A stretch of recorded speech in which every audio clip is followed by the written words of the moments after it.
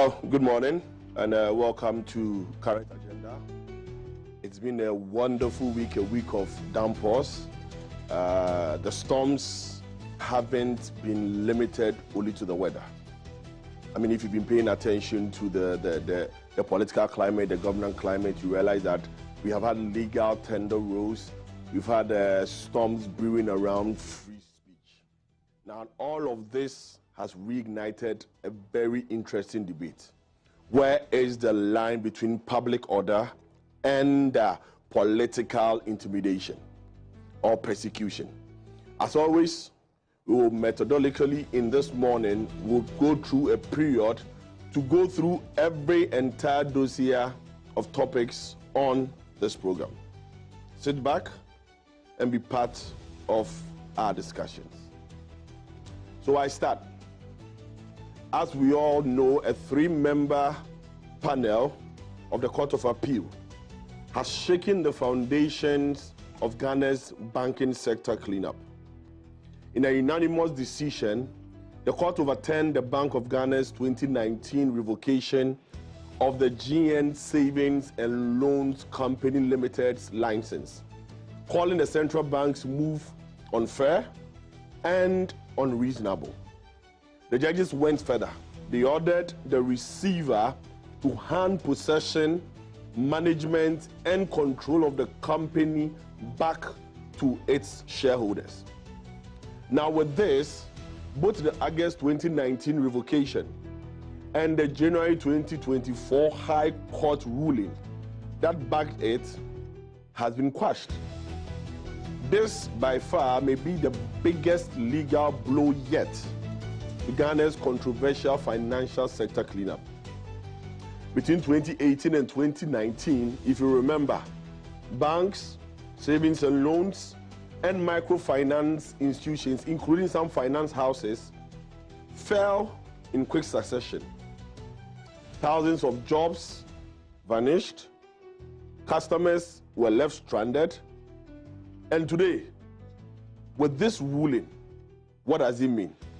Does it justify those critics who insisted that some of these institutions were unfairly targeted? Do they feel vindicated now?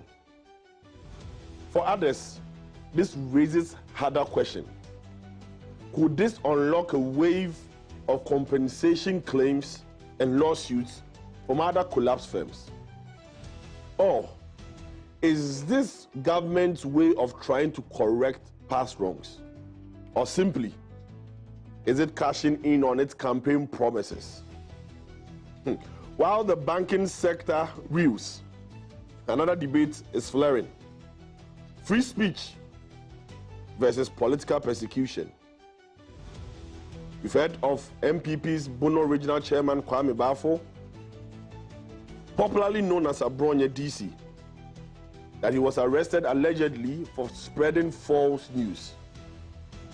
He's since been released on bail, but his arrest has sparked outrage, with the MPP accusing government of criminalizing dissent and going after opposition voices. The fallout is spreading.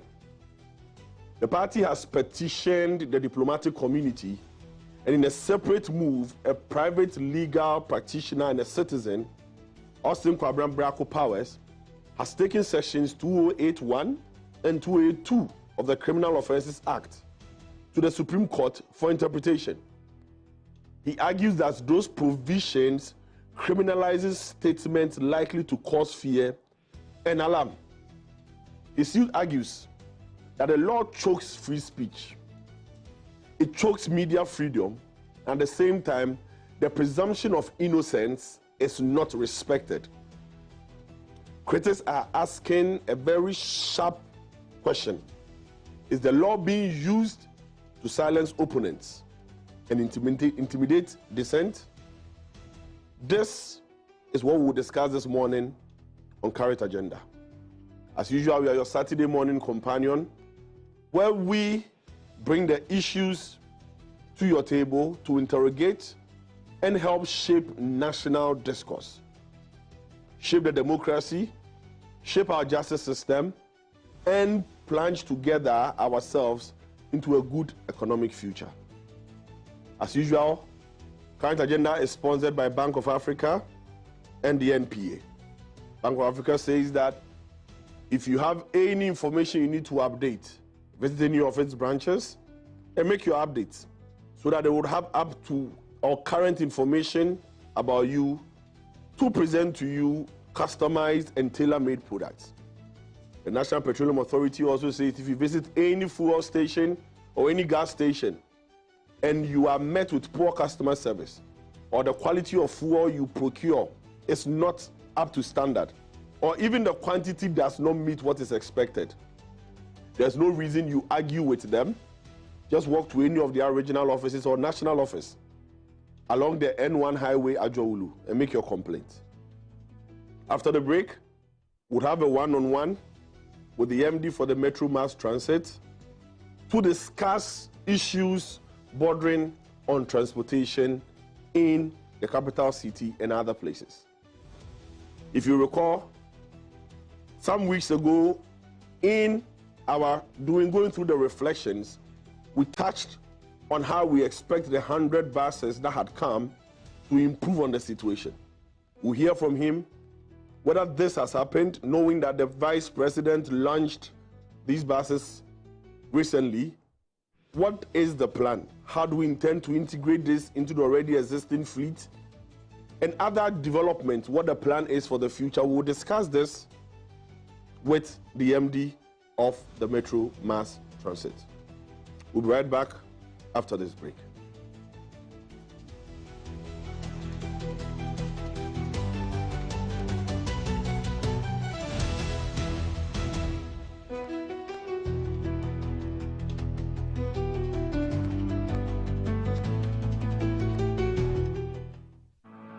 For decades, we have helped businesses connect with their trade partners all over the globe.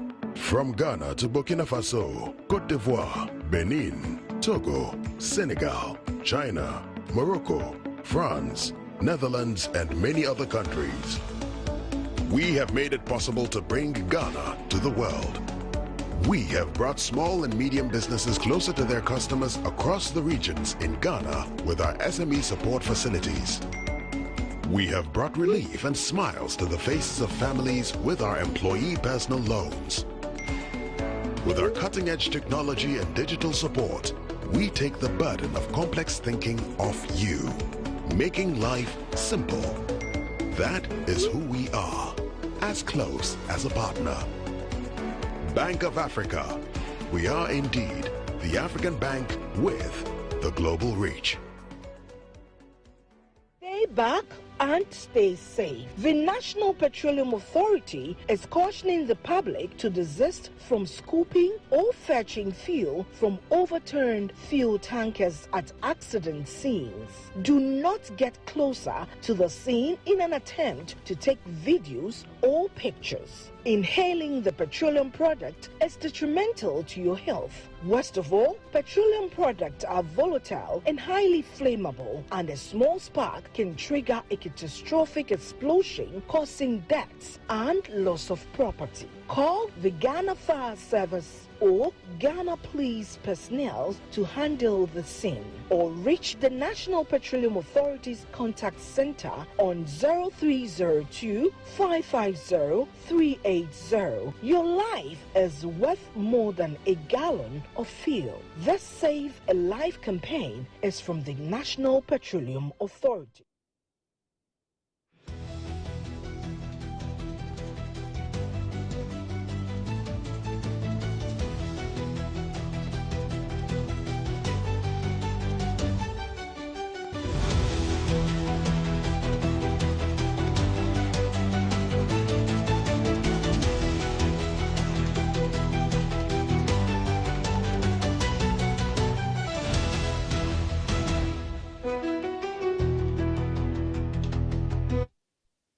Well, welcome back to Current Agenda, your Saturday morning companion, and then your news, authoritative news analysis program. Well, as I announced earlier, we will be having a discussion with the MD of the Metro Mass Transit, We would be discussing the issues in regards to the operations of the company, and also some strategic plans that the company also has. However, before we do that, I will do a bit of a throwback on the reflections we did when we heard that the government had taken delivery of some 100 buses that it intended to inject into the fleet that it has. So let's just take a listen to dovetail into our discussions right after that. My reflections is on buses in the yard, commuters in distress. The Minister for Government Communication, Mr. Felix Kwachie-Fosu, has announced the arrival of 100 new 29-seater buses meant to ease Ghana's deepening transport crisis. On paper, it reads like relief. On the streets, it reads like silence. Because if the buses are here, why are they not running? It's the question. In Accra, Kumasi, Takoradi, and beyond, the daily grind goes on. Commuters remain at the mercy of trotro operators who have turned scarcity into strategy. Fares swell without warning. Short routes are splintered into costly stops. Passengers pay more to arrive later, squeezed into a system that punishes the very people it should carry. The suffering isn't abstract. It's rash hour. It's relentless. So the question returns louder this time. What exactly are we waiting for? Too often in this country, urgency is laid on the altar of ceremony. Must every solution wait for a ribbon? Must we build a dice, polish a speech, and hold buses hostage to presidential schedules before wheels can touch asphalt? Governance is not theatre. Public service is not a photo opportunity. Right now, the ordinary Ghanaian is stretched thin. Transport isn't luxury, but rather a lifeline. Workers racing the clock to their jobs, traders moving goods before the sun gets too high, and students chasing education one trotro at a time. Each day, these buses sit parked is another day of hardship we chose not to end. None of this dismisses the government's step. Procuring buses matters, but procurement isn't progress. Deployment is. Impact lives on the roads, not in press releases. Announcements don't move people. Buses do. And beyond deployment lies another critical issue. Maintenance. Who will keep them running? Right. So I believe the point we would want to make has been heard. I'll come into studio to introduce my guest this morning. I have with me the Managing Director for the Metro Mass Transit. He's Mr. Kale Cesar. I hope I got the name correct. Or Esquire. Yes, Esquire Kale right. Cesar. Good morning, sir. Good morning, my brother. I hope you're doing well. Fine, I'm good. By God's grace. Nice And I hope you're doing well too. Well, we believe in God.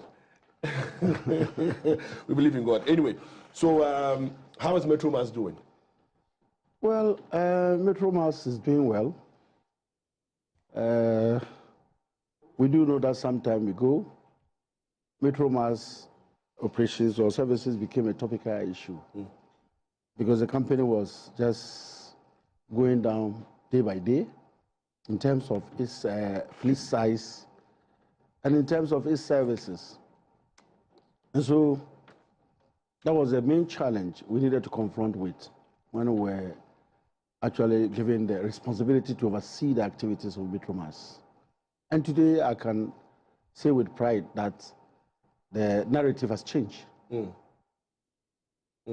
Yeah. Interesting. Okay, so since you mentioned that the services were going down, what maybe to educate our viewers and our listeners, what really is the mandate of the Metro Mass Transit? Because we know there is STC, we know there is, but what really is the mandate of the Metro Mass Transit? How different is it from what STC does or other transport agencies?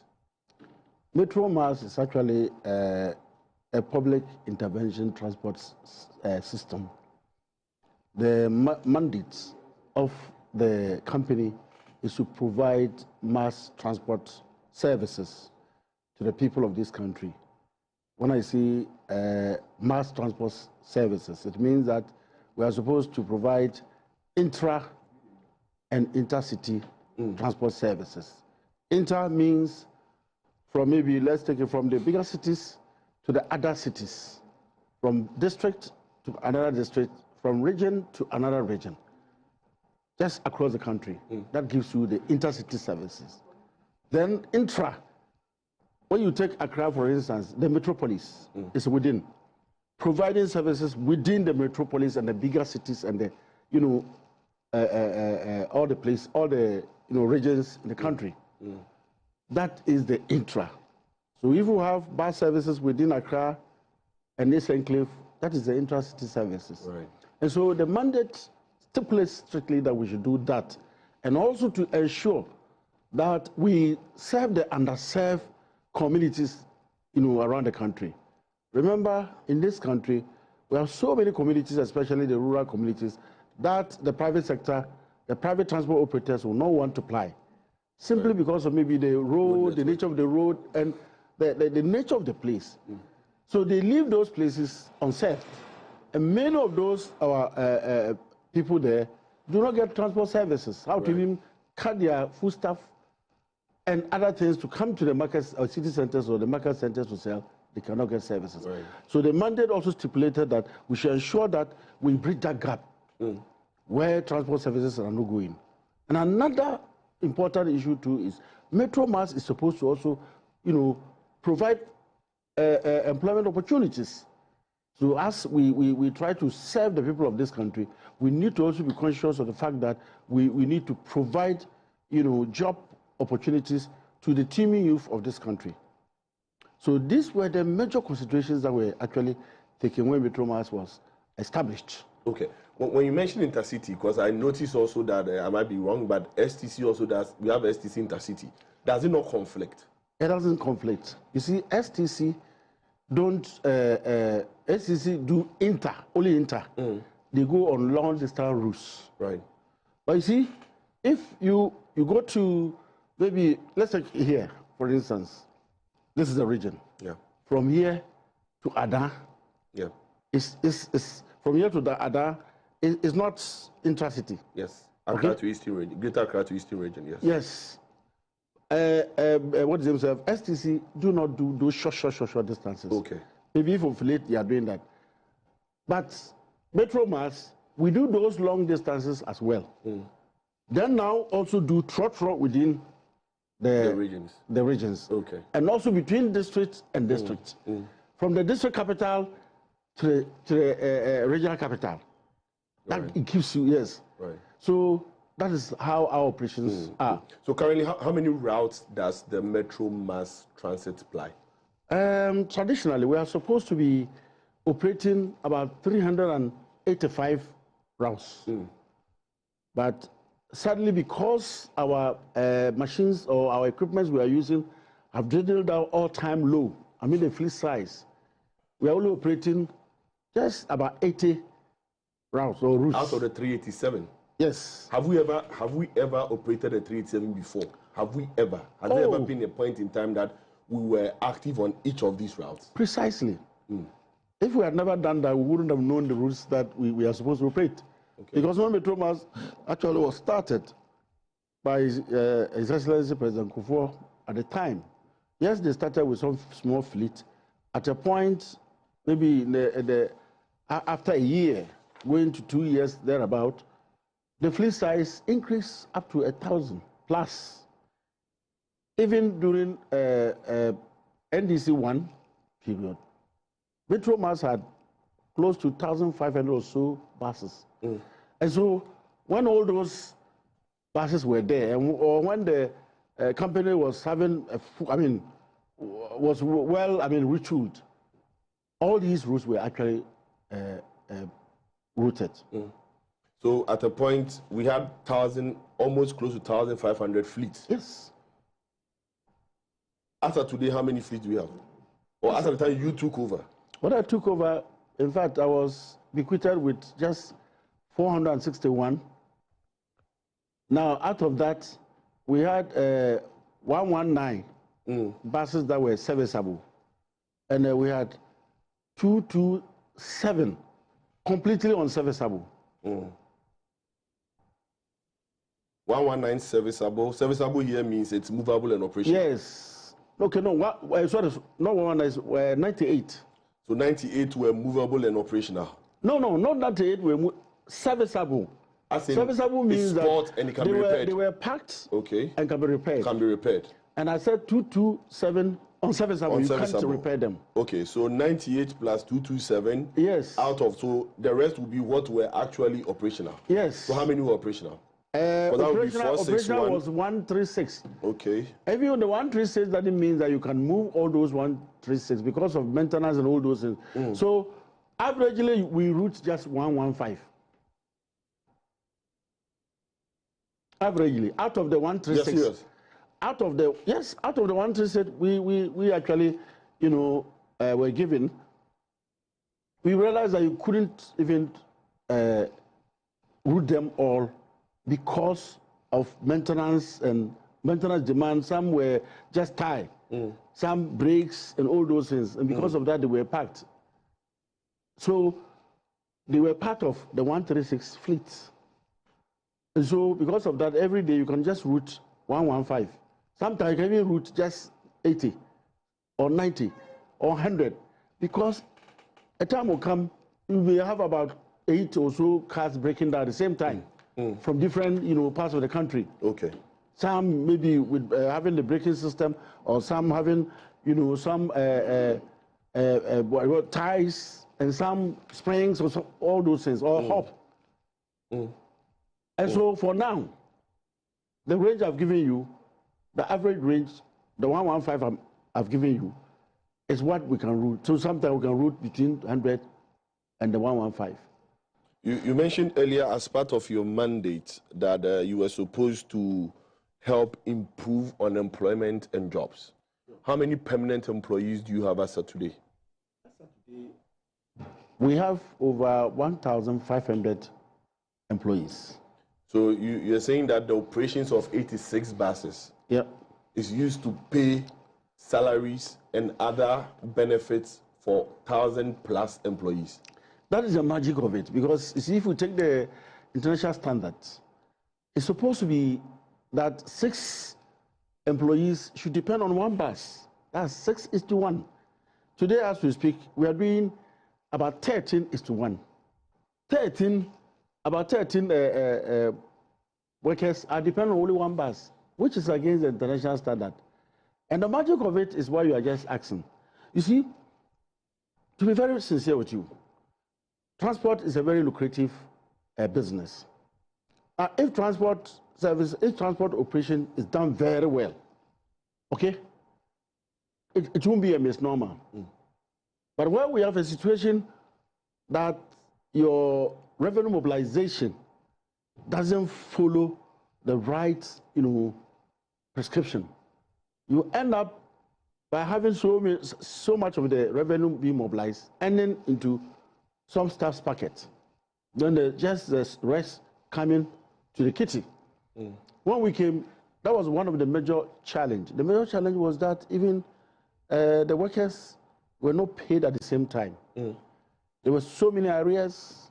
Their pension, emoluments were not paid to the farm managers. So the company owed a lot to Senate, owed a lot to Glyco, even full well that the company used to draw to service the buses and all those things. They were owing so much. And so it was a Herculean tax to handle. But you see, in all these things, you need prudent management skills. And you need the cooperation of everybody. But you see, the issue too is that a transport company like Metro Mass, if your workers are not well motivated, so many things can happen. Their salary levels were all-time low. So when you don't pay your workers well, and they see physical cash every day, the temptation to pocket some is very, very high. And that's what was happening. And so, apart from that too, we realized that even though my predecessor introduced, revenue collection solution.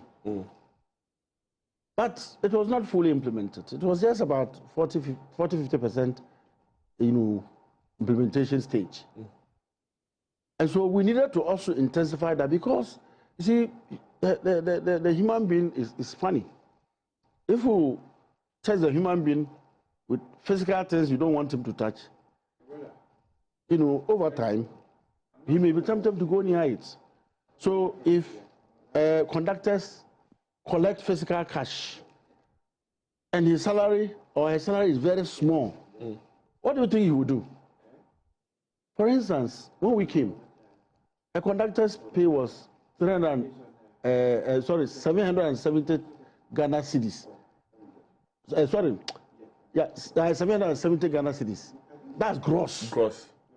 So you can imagine the net, how much he's going home with. The driver's pay, I think the highest driver's pay was just about 1,000.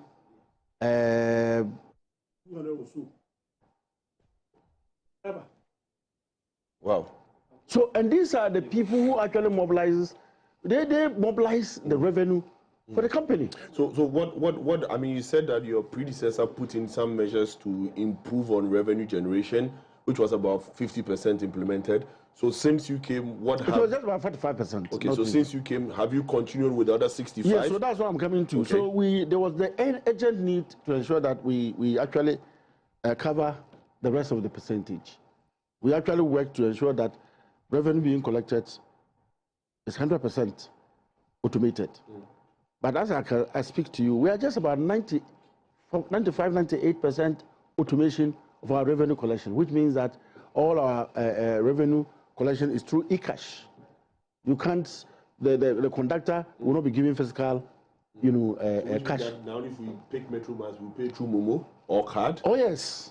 Even today? Oh, today. So today if I jump on any Metro Mass bus and the conductor asks me to give him cash, I can tell him that. Yeah, yes, you can challenge the conductor. You see, and as I said, the human being is very funny. When they go to the far end where nobody is there, and you see our passengers or our commuters are vulnerable. If you're a passenger and you have stood at your point for over 2 hours looking for a vehicle and it's not coming, a Metro Mass suddenly surfaces, then the conductor says, give me the money. Then you are challenging him, let me give me the card and I'll swipe, or let me give you Momo. What will happen? Right. He may just decide to go and leave you. So because of that, the passenger don't always challenge these conductors. Fair. But if it is in a car here, and the conductor knows that he's just by office, he or she could easily be reported. She will behave. Right. So let me understand. So there are two ways to join the Metro Mass. Either I go to a loading bay or a dock, where when I go, there's a ticketing system. I go to the cashier, I indicate my destination. They check in the system, give me my the fare. I pay digitally or I use a card to pay. They give me my ticket, I go sit in the bus, it takes off. So that is one route. There's another route where I am at a bus stop. When the bus gets there, I hop on the bus. Now in this instance, how do I do a digital payment? Oh, well, you see, when you go, he's supposed to what is the conductor. The conductor. The conductor is supposed to is supposed to collect the money, okay? But issue you with the digital receipt. Okay. You understand? Right. Digital because immediately that receipt is issued to you digitally.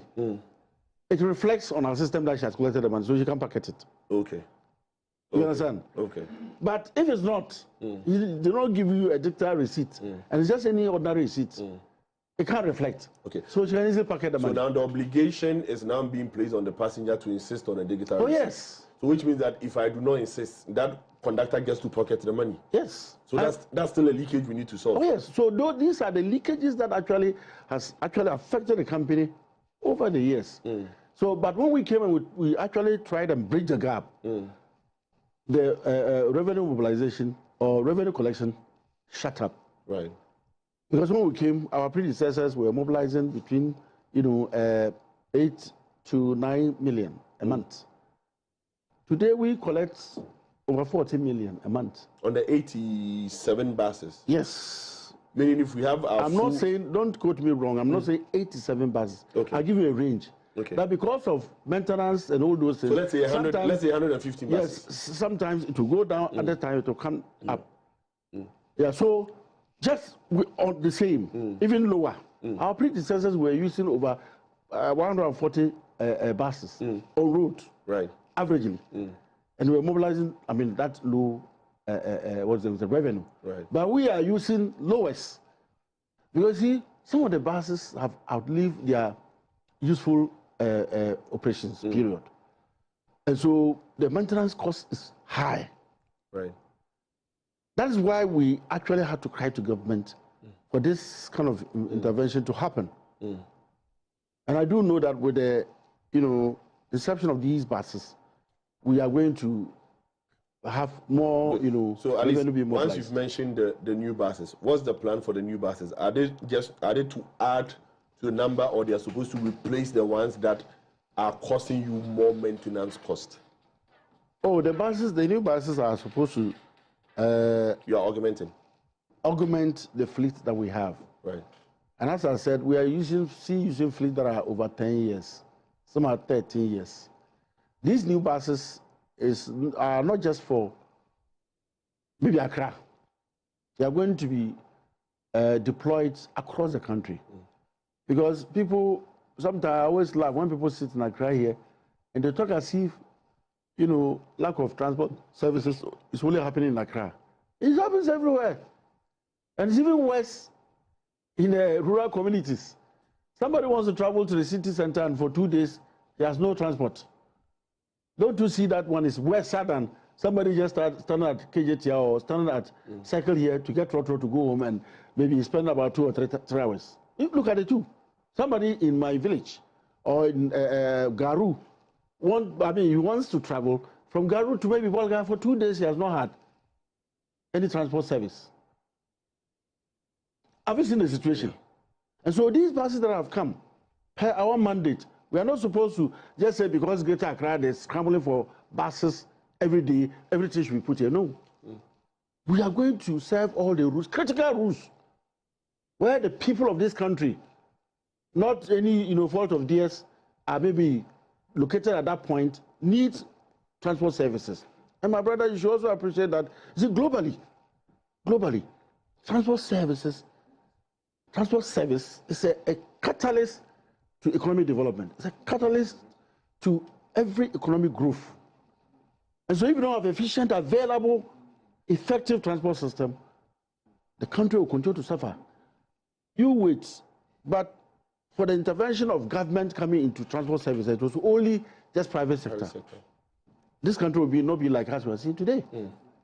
Because the private operators will take undue advantage of the situation and overcharge the vulnerable people of this country. Right. So there is a deployment plan for the 100 buses. Sure, we've already mapped out all our routes, all our deployment, plans. And so from next week going, but you see, the fact is that when a new bus comes, it undergoes a certain protocol before you deploy it. You cannot just say, because the bus has come, the following day you are saying, no, you can't do that. So that explains why there's been this long wait. Sure, you have to register, you have to ensure, you have to service, you have to do a lot, you have to do labeling. A lot of things go on. If you ask the private operators, when they bring in their buses, it doesn't just come and the following day they are deploying it. No. And all Ghanaians should understand. We know Ghanaians are so desperate to get the services of these new buses. But you should understand that these buses will have to undergo a certain protocol. And even the drivers that are going to drive our buses, we don't pick wayside drivers and just hand over keys to them. No. They must go through some routine, training. So that, because the lives of our people are also very important. If you have a very bad driver, driving you from one point to another, they're driving good, you didn't even get a transport service at all. See, engineer, not to cut you. You see, it was in October 2025 that your sector minister spoke in Parliament that there's a short to long-term plan of getting 500 buses to augment the fleet that you had. It was in February that we heard that the first batch, even though he said 150, 100 had landed. We had October to February to identify the drivers, identify the conductors, and train them in waiting. We had the same problem when we were waiting for ambulances. We waited for ambulances to land in Ghana before we thought of training ambulance drivers. This is project management, typically, and I'm sure I mean, with your experience, you'd appreciate this. We don't wait to see the bus land in Ghana, cleared from the port to our base, before we now start recruiting drivers. We train all these people so the events are concurrently done. You understand? So if we are explaining that the reason for the delay in releasing the bus, if you're talking about the registration and the insurance and everything, I mean, SIC is one of your shareholders. So I believe that, I want to even believe that if SIC has an interest in Metro Mass and there are buses coming, obviously the operational plan, strategic plan as to when to get insurance and all those things are things that are already laid in the pipeline, and it becomes automatic. But it looks like it was pomp and pageantry. Everybody was told about 100 buses. Then now we had to wait, leaving people to anticipate and say all manner of things as if we are waiting for a certain ceremony to release them. No, you see, don't get it wrong. I've told you that when our new buses come, or when we have new machines, we even train the drivers who are going to operate it on that machine. Right. You see, these are new Isuzu buses that we have procured. And I can assure you that before the drivers will be given the keys, they need to be taken through how to use even that machine. And that will be something you are doing to reduce the risks of the misuse of that machine. It's an aspect of it. But if you don't do that, and you say, well, because they are trained drivers, the buses just arrive and you hand over the keys to them. Before you realize, in due no time, they are breaking down here and there. True. So they have to be taken through how to use these machines efficiently and effectively. So all those things add up to the other protocols I talked about, so that to delay the release of these machines. You don't just, and that's what I'm saying, that's why we are different from the private operators. The private operators, that's why you can, every now and then, they are crashing their buses, they are crashing their vehicles. Metro Mass, hardly do we get accidents like that. Right. You understand? Yes. If we check, it's also STC. Hardly we do, because we have a certain protocol when we are engaging these drivers, and when we are engaging these our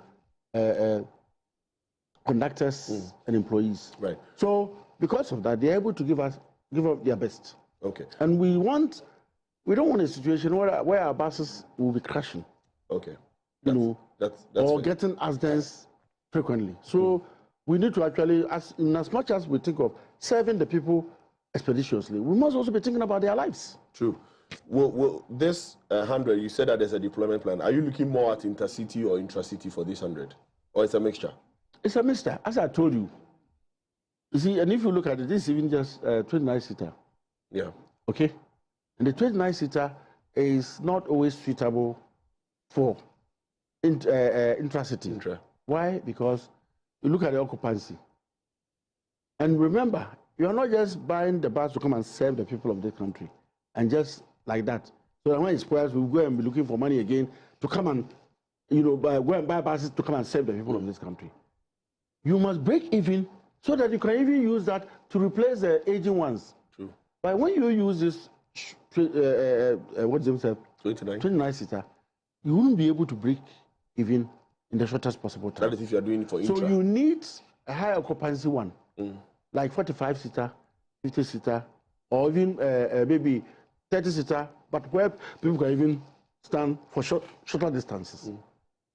Those are the very, vehicles that are very good for the intracity. But it doesn't mean that these buses, some of them will not do intracity. Some of them will do. Okay. But as I've explained to you, I'm saying that we're deploying it to the whole country. Right. We have 16 branches for now. The new regions are not part of them, are not part of our branches. Okay. And we are immediately making moves to establish branches in all the new regions so that every Ghanaian will have the opportunity so that of means being you have served. regions, you have presence in only 10, not all 16. Yes. No, not that we have only... We offices, have presence, let's say offices. yes, offices. Okay. If not, the presence are all over. Okay. So but established offices with workshop and all those things, okay. only 10. One of the things we have come to realize with STC and the Metro Mass is the carrying of goods, because a lot of traders prefer to use these transport services. In selecting these buses, was that taken into consideration to be able to know the net weight and everything? Yeah, you see, these particular buses that you have seen, they are customized. Indeed, we moved to the manufacturer and told the manufacturer what we preferred. The original bus don't have much luggage compartment. The original bus, if you see it, the compartment is just at the back, small. But we told them that, look, here it's not like, I mean, where it was produced, where you don't, here so many people, especially from the villages to the city centers, they want to carry their luggages, so they should make the luggage compartment big enough. Yeah. Okay? If you enter the bus, you will see that there's a screen. Now people can sit in the comfort of their seat and look at what's happening across the country. We have a charging port now. You can easily charge your phone. There's a USB charging port there. You can easily charge your phone. It's fully air conditioned. So it is actually, specially customized for MMT. Mm. Now, we have come up with another initiative. We want to operate a separate cargo session. Currently, we are underway trying to get the cargo trucks so that the cargo trucks will also be deployed across the country. Right. A place like Atebebu, a place like Tumu, a place like, Tachima and all those places where our food, come from to the bigger cities. Many farmers have lost, including even traders have lost through their activities because they don't have transport services. Where if you go to buy something like orange and perishable goods and you don't get an immediate transport service, you are going to run into loss. So now we have thought about it clearly, carefully. I'm saying that we need cargo trucks across the country. Even cargo from Accra here to the various regions over the years and even now has been a challenge. And so the good people of this country should expect very soon the Metro Mass will advertise our cargo services. Right. So we're going to have a special cargo service. Okay. Then we're also going to have an express service system that will have, some of our buses. That's when we are well restocked, where we'll recruit, doing express service. We have people who want to go to the station. They don't want to stand even 5 minutes. So that immediately you just come to Metro Mass Transit, you have your express buses going to maybe express bus going to Aflao. Yeah. And maybe the Aflao bigger car is there. So when you just go in, that's why we are looking. That's why we are bringing the 15-seater. Right. Within some 5-10 minutes, it's full. There you go. Okay. And so very soon, the Ghanaians will hear us more on air. Our services, the innovation we've injected into the whole system to just make everybody comfortable and also have access to transport at any time that they wish to do. Well, one of the my viewers was already asking me to ask you a question on the goods carrying. So when you mentioned cargo, he said that's good thinking. So kudos to your team. But how do we manage this problem of maintenance? Because if we had 1,500 plus, and then now today, we are hovering around between 80 to 150. Now we are bringing on top another 100. How do we make sure that in the next 2-3 years, we will not come back and be saying the same thing that, well, we have this number serviceable, this number not serviceable, and so we have to auction and all those things? Yeah, I think that the major problem I actually and my team realize is that some of the machines or the buses that were given to Metro Mass were not fit for purpose. we had these Chinese bus known as Hongai buses. The Hongai buses, I understand, there were 200 delivered to Metromas by government. But the Hongai buses don't thrive well within the Ghanaian territory. Are they the similar buses that the VIP have been using? I don't know. Okay. So these buses, it came between 2016, 2017. All were not delivered at the same time. But as I speak today, we only have about 8 Hongai buses operational. The rest, some are even scrapped. That's what I'm saying, that they were not fit for a purpose. You see, in Ghana here, we like, for instance, Metromas. The buses that we always want to operate well with are buses with springs. Right. Because of our, operations in the hinterlands, the unmotorable routes. If we use buses that have bellows, air suspensions, it will not actually live up to expectation. But many of these buses, like even the double buses that we have, they have air suspension. And the air suspension, when you go on the corrugated road, it breaks down. Right. And because of that, the maintenance cost is so huge.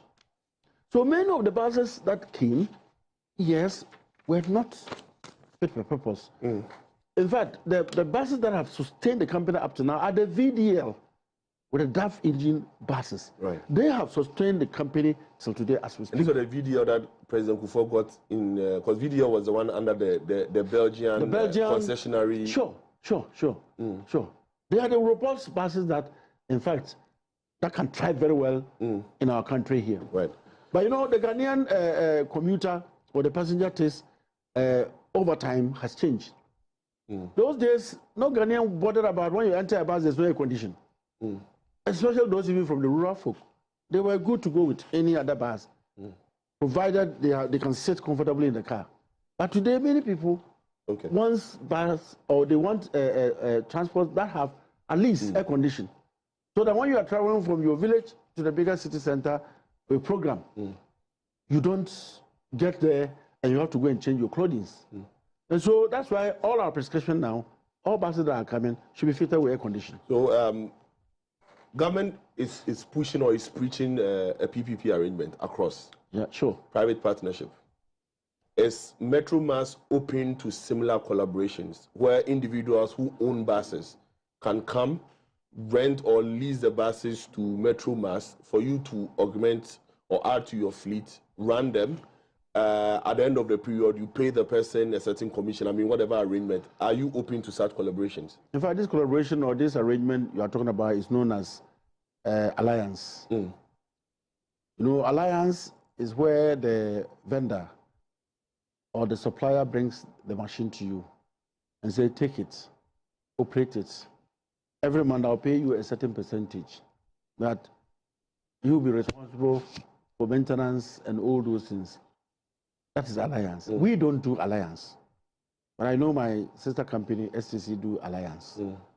We are open to a leasing arrangement. Okay? Or a credit arrangement. Where you give us, these facilities, these equipments, and as we operate them, we're paying them over time. Right. Till we finish paying. And currently, we are in so much engagement with so many suppliers who are going to give us buses on credit. Indeed, these buses that are given, even though it's government coming from government, it's on credit. We have to work and pay it back. You see, over the years, the buses that were even given to MMT was not just free like that. The Hongai buses, for instance, it still sits in our books as buses that the company did not pay. Because we can't give you a bus and say, just go and be working and be chopping the money. No. Or be paying. There should be accountability. True. So that it can easily be replaced. Because it has not been done so well or efficiently over the years. That's why Metromas fleet could go so down, and yet the company itself cannot retool it unless we rely on government again. This is going to be a turn of the past. Right. Maybe my last question for you. What number of fleets should we expect by the end of this year? In fact, our target is that by the end of this year, we should have about 1,000 fleets of buses. 1,000? Yes. And currently around 200 plus? You see, no. Okay, currently this particular arrangement will give us 300. Okay. we are having engagement with other prospective, suppliers. But you see, well, that is our wish, and that is what we are seeing. Right. But anything could happen. If not, last December, we were supposed to get our first 150 fleets. 50, yes. But something happened, which was not from our fault, and even from the fault of the supplier. It could not be done. So if I meet you in December this year, your KPI I should measure you with is 1,000 fleets. I'm saying that's what we are thinking. Yes. And I've given you deceptions about it. That it's not just, how do I even tell myself, cut and blank that we'll get all the 1,000. I'm only saying that is our projection. Okay. And from our engagement with our the partners and the suppliers, right, we feel that if we should, it will go accurately. It means that we'll be able to get 1,000 buses. Right. Any last words? Yeah, my last word to Ghanaians is that Ghanaians should be patient with Metromas. Metromas is actually bouncing back. We're going to give them available and affordable transport services across the country, and we'll ensure that they are giving the duress, customer service and comfort as they patronize our services. Right. Thank you very much, viewers and listeners. So that was our engagement with the Managing Director for Metro Mass Transit, Mr. Kale Cesar, or Esquire Kale Cesar. Thank you very much. We will take a quick break. When we come back, we would discuss two other topics, the license for GN savings and loans, and also the attack or the seeming attack on free speech. Right back after this break. Stay back and stay safe. The National Petroleum Authority is cautioning the public to desist from scooping or fetching fuel from overturned fuel tankers at accident scenes. Do not get closer to the scene in an attempt to take videos or pictures. Inhaling the petroleum product is detrimental to your health. Worst of all, petroleum products are volatile and highly flammable, and a small spark can trigger a catastrophic explosion, causing deaths and loss of property. Call the Ghana Fire Service or Ghana Police personnel to handle the scene, or reach the National Petroleum Authority's contact center on 0302 550 380. Your life is worth more than a gallon of fuel. This Save a Life campaign is from the National Petroleum Authority. For decades, we have helped businesses connect with their trade partners all over the globe. From Ghana to Burkina Faso, Côte d'Ivoire, Benin, Togo, Senegal, China, Morocco, France, Netherlands, and many other countries. We have made it possible to bring Ghana to the world. We have brought small and medium businesses closer to their customers across the regions in Ghana with our SME support facilities. We have brought relief and smiles to the faces of families with our employee personal loans. With our cutting-edge technology and digital support, we take the burden of complex thinking off you, making life simple. That is who we are, as close as a partner. Bank of Africa. We are indeed the African bank with the global reach.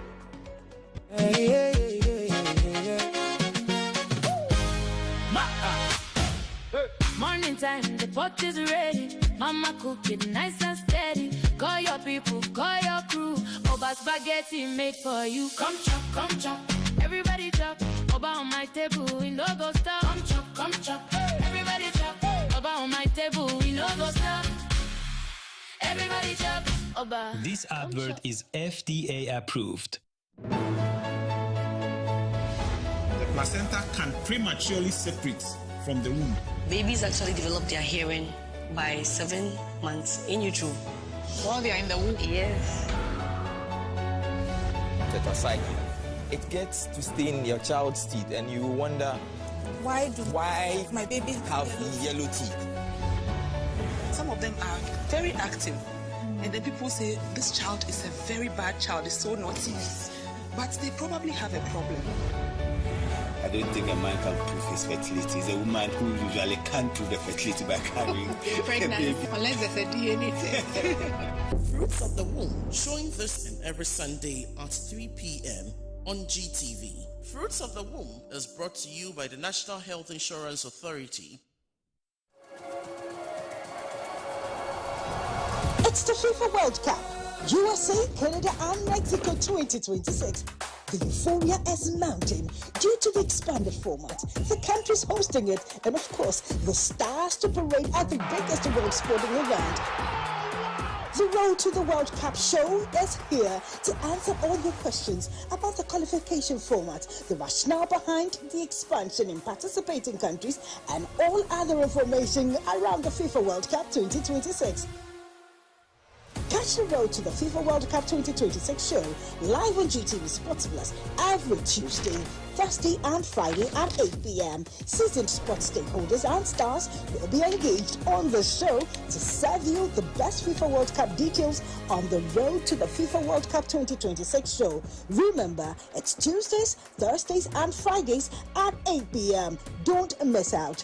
America, Canada and Mexico. Here we come.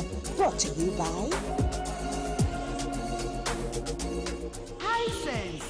Everyday prices for everyday people. Someone was killing him because the thing was like, When am I going to be a father? And what is she doing in her matrimonial home? She's a poor girl I try to help. She's just working. Oh my goodness, there are a lot of poor girls on the street. Are you going to be able to consider all of them in your house? you want to go back to that idiot? What haven't I done before? You have done. We are still married. I said and you we are have. still staying. I said you have done everything. I'm not trusting up. Show her the do's and don'ts in this house. Can I add road signs on? Road sign. They call me untouchable.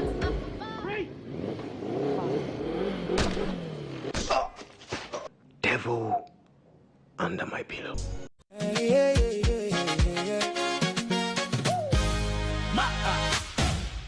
Morning time, the pot is ready. Mama cook it nice and steady. Call your people, call your crew.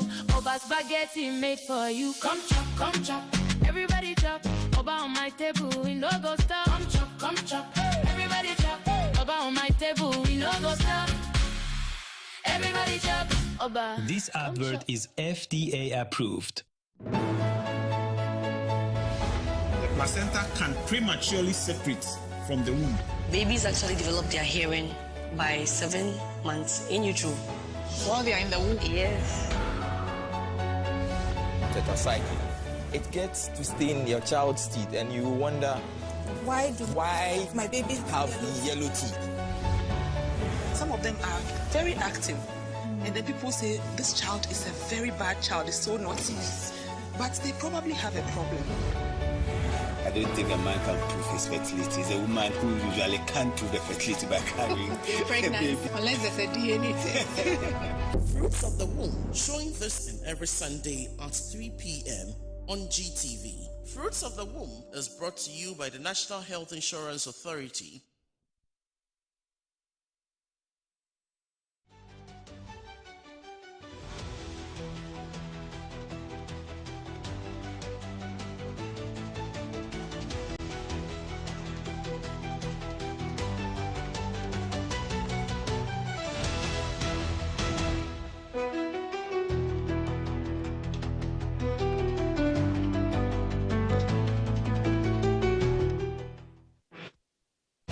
Under His Lordship, Bafuboni's leadership, you are guilty before you are pronounced guilty. You are guilty before full trial. So, my Lord Bafuboni, Embredudu a waye judge, anyamia dum, omudu tokonu yaya ubedi Chief Justice. Sadia we na wudi Ghana. Nkwasi, my Lord. Bieweni na hwe de ekofom ekoso wo fomo. Say judge otumi ka say obi nko remand. So say ye bedi na say mewi. Egumu na mo enimu ase. Supreme Court judges, Court of Appeal judges, High Court judges. Monsorin kasa.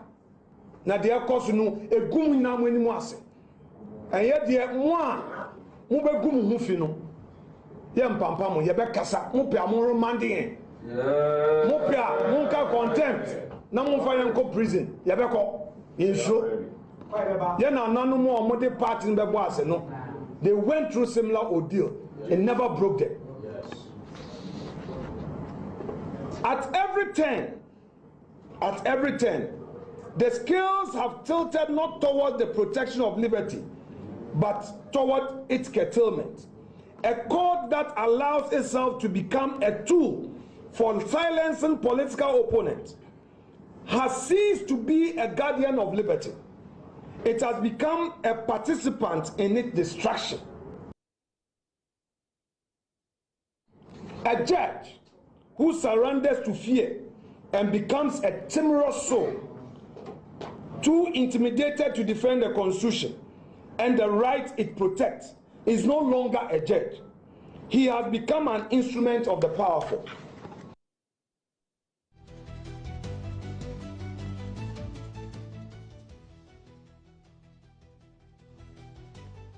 Well, welcome back to the studios, and thank you for staying with us. Current Agenda, as always, sponsored by Bank of Africa and NPA. Bank of Africa says it's the African bank with global reach, the bank that cares about you. So it's announcing if you have any updates to make, if your address has changed, if personal details have changed, walk to any of its branches or go online onto its website or call its call center and update your records.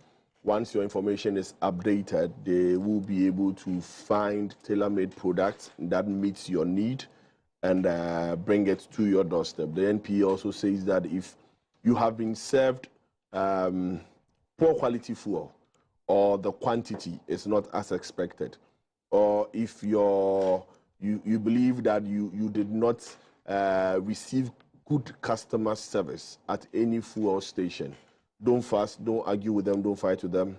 Just walk to any NPA office in any of its regions, or if you're in Accra, to its office along the N1 highway at Jowulu, and make a complaint. You have 48 hours to make that complaint.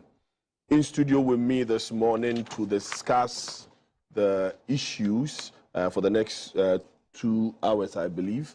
I have with me Benjamin Alpha Edu, lawyer Benjamin Alpha Edu. He's a member of the NDC communications team.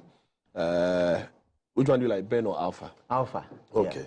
If I keep Alpha saying Alpha, I will expect an Omega response. Yeah. Right. But Alpha, good morning. Yes, good morning. And welcome to the set. This is your first on the set, right? This is the first time, my first time on this set. Okay, so we are hoping to be first and many more. Yes. So welcome. Thank you. Next to him is lawyer Kwame Usudanso. He's a legal practitioner, private legal practitioner, and also the executive director for Lands and Mines Watch Ghana. Kwame, how are you doing? I'm doing very well. Will you sing the song that you're singing backstage again? Alpha could also be the leader of the pack. Ah, okay. Alpha male. So that's why you have alpha male. Right. That's great. Yeah. Okay. And then to my extreme left also I have lawyer Ishak Ibrahim. He's a member of the NPP communication team. Ishak, good morning. Good morning to you. I hope you're good. Yes, I'm doing quite well. And then my employers are UPSA as well. Right. Yes. So, sorry to now mention, yes, he's also a lecturer at the UPSA. I'm joining him soon. And that's great. That's great because we are told that now that the president has fulfilled the campaign promise of expanding access to legal education, it is imperative that now some of us also come in support. And I think it's actually quite a laudable idea. Absolutely. Because for me, I believe being a lecturer is a huge sacrifice. And we've always urged lawyers to come and join. And I think sometimes, if you look at the number of students we are teaching, I think we need more hands. Okay. Yes. Right. Thank you. Then talking of Alpha, the famous Alpha I remember is Alpha Kunar. My famous Alpha is Alpha Blondie. Former president of Mali. Right. Yeah. Okay. So, gentlemen, we'll go straight into our discussions. We'll start with the free speech and Dabronye DC, I mean, I don't know what subject or what headline to give to it, but the issue on free speech. And I'll start with Alpha. Alpha, when you were in opposition, when you were campaigning, your flag bearer then, now president, wrote open letters to the then president, informing him or addressing him that they are using the law as a weapon and criminalizing free speech. 2 days after the president was sworn in, he went and during one of his press engagements, he indicated his willingness to even repeal some laws.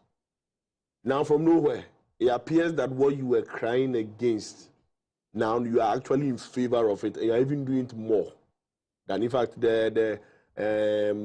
we hear that the number you have done in this short 60 months is twice the number the MPP did in eight years. In simple terms, did you go or did we come? Thank you, KOJO. First of all, the position of the president in opposition and in power hasn't changed.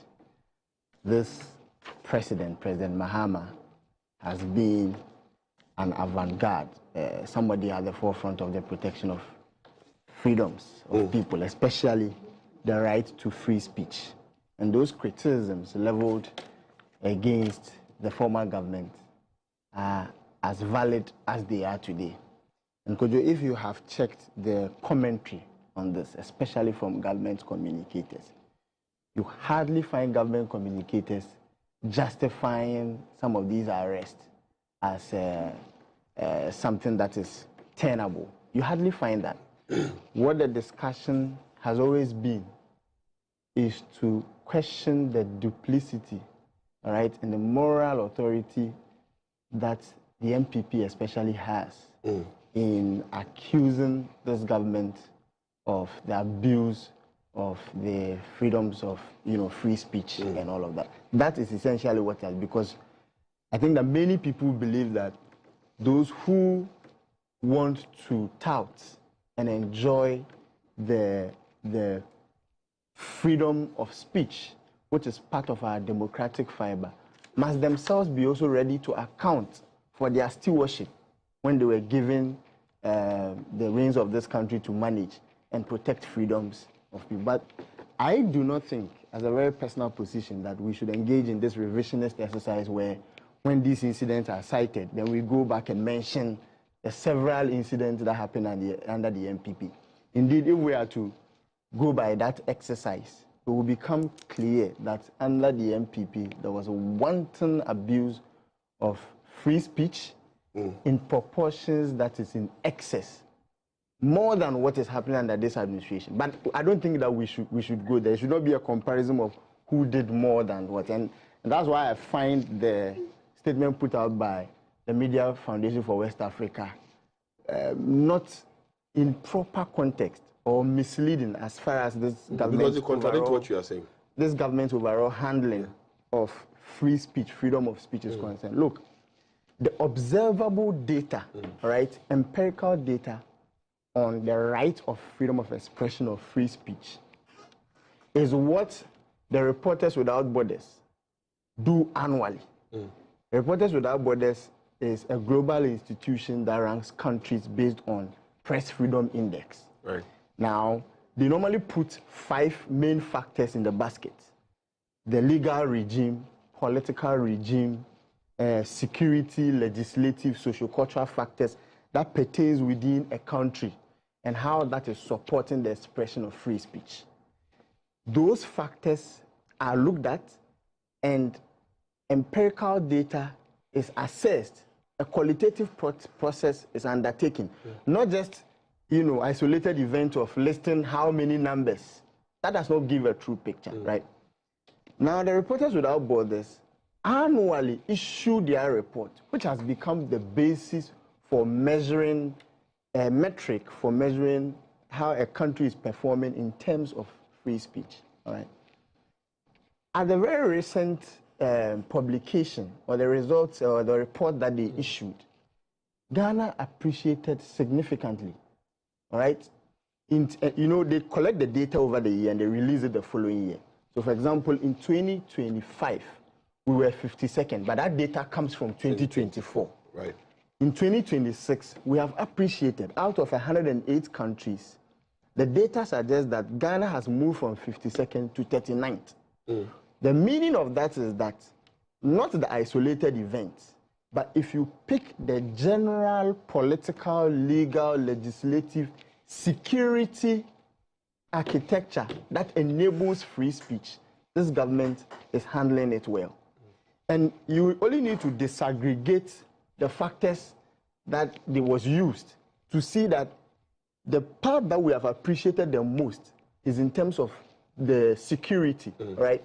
That when it comes to the security architecture, the security governance in terms of free speech, Ghana has appreciated and we have done well. So that is the observable data.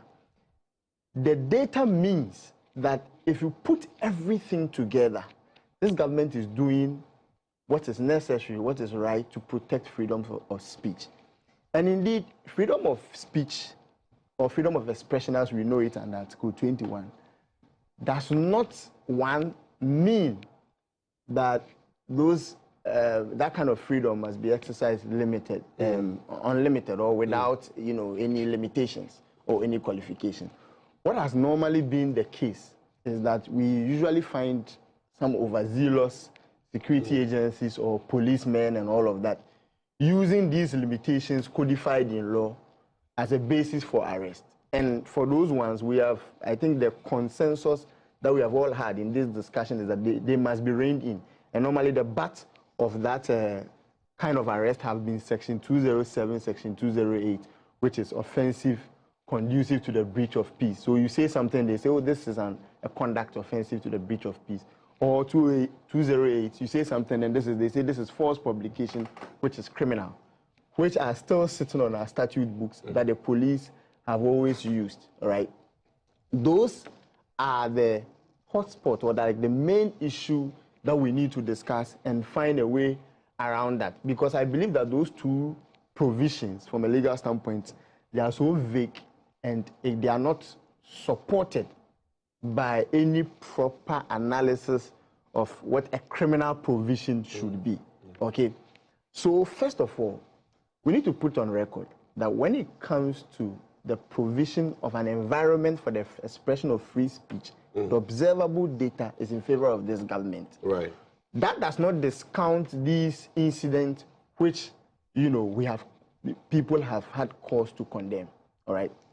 Secondly, freedom of expression also has to do with the ability to demonstrate, the ability to exercise your thoughts, all right, and to protest. And in that respect, this government has done well, has provided an enabling environment. You remember, a few years ago, you couldn't even demonstrate at the seat of government. Now people go there and demonstrate, right? And it's a deliberate attempt to allow that kind of expression. Right. Now, it is a policy of the Attorney General that in respect of these offenses, unless there is some overriding concern, the Attorney General will not oppose bail. Indeed, in respect of that Brian matter, which I think is the recent basis for this discussion, when the police put him before the circuit court, and that background is very important, right? Because that background is also legal, that we need people to understand. Our position or our duty as people that comment on public matters is not only to amplify our partisan position, but to also educate the public. Aboye was put before a judge for an offense and was granted bail, right? Then another charge was brought, a similar offense, before that judge, okay? Then the judge looked at it and said that you were brought here for a similar offense, granted bail, then you are going to commit the same offense. If I leave you to go, you are likely to continue committing that offense. And under Section 96(5) of the Criminal and Other Offences Procedure, which regulates or governs criminal procedure, seniors will agree with me that a ground for disallowing, exercising discretion for the refusal of bail is whether the accused is likely to commit the same offense when given bail. So that is the discretion that the judge, and bail is discretionary. Discretion means that it is within the purview of the judge to look at the circumstances and the factors to either allow that or disallow that. So that's what the judge did, right? And they had to now, and that's what resulted in all of the commentary from the minority leader, which some have condemned, in certain terms. Because the minority leader has already given us lectures on what to do if you are not happy with what a judge has done. In July 2024 in Parliament, he told us openly that if a judge makes a ruling, exercise discretion, and you are not happy, you have procedures to try and reverse, vary, or quash that ruling. But after giving us that lecture in 2026, he openly attacked a certain judge just because the judge exercised discretion based on the factors I have given you, right? He openly attacked the judge. Then subsequently, they decided to do what is right by applying to the High Court for bail, making a repeat application at the High Court for bail, which is allowed under law. Now, at the High Court, the Deputy Attorney General himself was in court. I was in court that day. He did not oppose it because as part of, the legal regime for allowing people to express their freedom and not to stifle all of that, the Attorney General does not think that for such offenses we should be oppose bail. And indeed, I know that the Attorney General has every commitment to rein in excesses of security agencies or policemen and all of that who tend to abuse Section 207, 208 and put such frivolous charges before judges. Okay? And to be fair, if you look at that charge sheet that was put before the judge, it's purely a matter of contempt, right? It's a matter of contempt. The only difficulty here, which even the law gives a procedure for remedy, is that lower courts cannot hold people for contempt ex facie curia, which is contempt committed outside the courtroom. Right. They must refer to a superior court that has power under Article 126 to do that. Okay. And that's what I believe that the judge should have done, right? But that wasn't done. A bill was disallowed. A repeat application was made. Government through the Attorney General did not oppose it. And the bill has subsequently been granted. In the general or larger scheme of things, like I have repeated, government does not think that free speech is something that should be criminalized, or like people should not be reined in for expressing their thoughts. In that same manner, government also thinks that it is important that the limitations and qualifications placed on all rights, not only free speech, must be respected.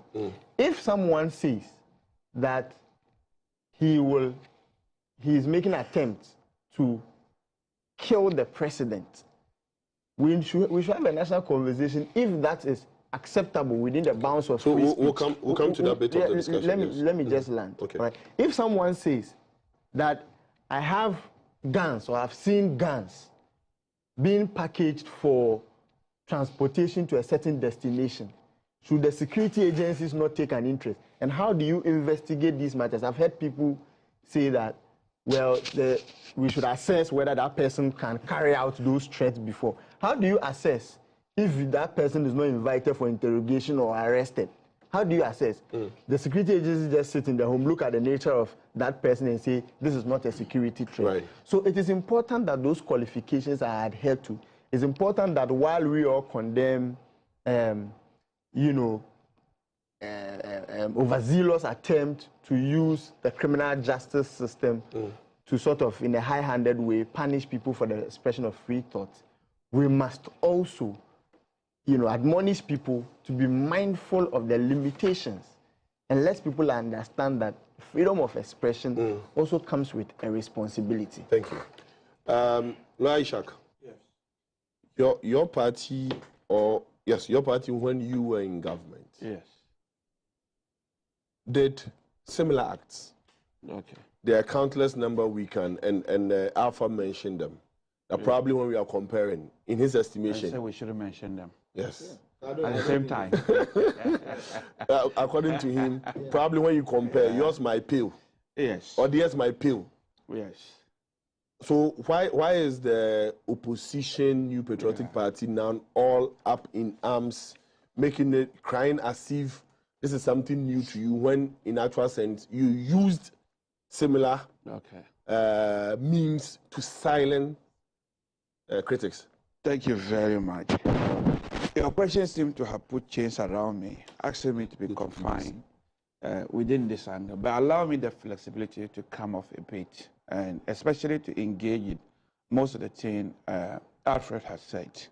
Alfred has said, yes. He has said a number of things which I believe, as my learned friend, I'll probably say they are untrue. I would have gone even further if the opportunity had allowed me. He said no government communicator have defended some of the actions that the security services have taken, or even the judge. But that is not true. During the week, I have shared platform with some of them who seriously defended them and said some of these things was happening in the past. Among them is Kwame Anthony, who is one of the spokespersons, I think, from the Ministry of Information. Interior, okay. So who said even Abronia body language, and the fact that the judge said if he had been allowed that, he would have committed similar offense. Even the body language was enough, or he said something to that effect, and which I challenge him. So that is not true. Government officials and communicators have defended it. And you also said we should not visit the past. You don't agree with the idea of always looking at the past, but you quickly look at the past. And so I'm not very sure that why you immediately, you said it happened during MPP time, and therefore, so I don't agree with most of the things that you said. And you also pointed out, I mean, during your opening, you pointed out the letter that was written by the then opposition leader or flag bearer of the NDC to the president, and some of the allegations he laid bare. I mean, the opening just pointed to a hypocrite president. A hypocrisy is such that you say something else and you are practicing something completely different. But what surprises me more is those of us in the MPP. I'm very surprised that we are surprised about the actions of the NDCs. Why am I saying this? When they were in opposition, the then opposition leader, President Mahama, reminded we those in the MPP that we should remember their revolutionary past. And that if it comes to violence, they can visit us with huge violence. So if somebody is reminding us of their terrible past with nostalgia, if you give him power, why would you be surprised that he's trying to stifle free speech? I'm also surprised that those of us in MPP, some of us are surprised because this was a party that used the criminal libel law to infringe on free speech by sending senior journalists such as Kosi Pratt, what do you call Kweku Baku and others to prison. So if they are given their power, they are acting this way. And especially, as I said, they remember the past with nostalgia and to remind us. I mean, how can we be surprised they will do exactly that? So I don't think so. And again, to tackle your question head on, for me, I can see a fallacy in your question. A fallacy in such that you are more or less saying we have to be consistently wrong to be right. If certain things have happened in the past, and if those things are repeated now, and I don't even believe what you say happened in the past is the same thing, because this is a 2 year, 1.5 months, 1 year, 4 or 5 months government. And the report is that what they have done in this 1.5 year, let's just give them 1.5 year. For just relax. You'll get your opportunity. I can see you like you are sitting on the hot seat. I know, I understand. It's very uncomfortable. There's no hot seat. Yes, so just relax. So for me, 1.5 months, and they're already reporting that it's worse than I'm not sure whether 8 years or the last 4 years of MPP government. The Media Foundation for West Africa says that... Suleiman. Yes. There's, as at end of March, the count had gotten to 16 arrests. Yes. And he's comparing it to, which is more than what was done within the 8 years of the MPP. That's how he puts it. These are not comparable. Somebody who is already 1 year, 1.5 years, let's just give them 1.5 years so far. It's where's the 8 years? Why are we comparing them? And as I said, it is only a fallacy to compare them. A fallacy of we have to be consistently wrong to be right. And moreover, this is a political party that has campaigned on research, that the old way of doing things were not good enough. And you have a social contract with the good people of Ghana that you were researching that all bad practices in the past will stop with you. And then when you come, you ask her to use the past as a standard to measure your behavior. When you told the good people of Ghana that the past has not been good, in other words, you scam the people into coming to power.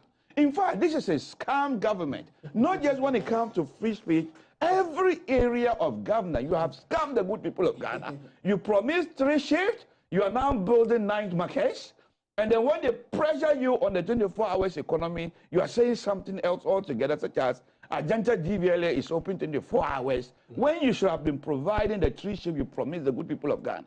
So for me, you scam them, and free speech further that particular belief. And in fact, I said in this platform last year that when it comes to this NDC government, they are a threat to our democracy. And it starts with the removal of the Chief Justice. So free speech is one of the areas that you highlight that they are indeed a threat to our democracy. Why do we insist free speech is very important in a democracy? I think if you look at the literature as a lecturer and somebody who is interested in this area of the law, John Stuart Mill provided one of the cogent reasons why in a democracy we must protect free speech. The 3 reasons he advanced is argument from the truth, argument from self-fulfillment, and argument from the democracy. In terms of argument from the truth, nobody had a monopoly over the truth. In fact, if we are not careful, people will send false ideas that does not aid with human development. And in the past, he has given a good example, like Galileo, who used to have an opinion that, and he was one of the few people who held the opinion that the world was spherical. When the popular opinion at that time was that the world was flat, and that it was like a cliff. If you keep walking, you fall off. In fact, he was executed for this, but his theory that the world was spherical now helped us to have something like a satellite. And then, so argument from the truth, there's more evidence we can provide that in terms of the truth, no matter how unpopular an idea is, government should not censor it. Let's hear it. If it is false, we challenge it. And if necessary, the other person will revise their ideas. Our argument for self-fulfillment, human beings, we are given that unique gift. Artistic speech and other things, people just need it to fulfill themselves. The final most important one the NDC doesn't want is argument from the democracy. As the writer said, democracy, we're in a marketplace of ideas. So allow people to freely speak, especially when the speech does not really cause immediate harm or sometimes no harm at all. Because if you don't allow the opposition the opportunity to speak, the least thing you go and arrest everybody. As you said, 1.5 years is worse than 8 years that you are claiming. How can you justify some of these arrests? Like somebody have a billboard. Apparently, it is somebody else's billboard they took and put Dumso is back. And now, BNI or the same national security arrested that person. Alpha, how can you defend this kind of speech, this kind of arrest? This is a political speech.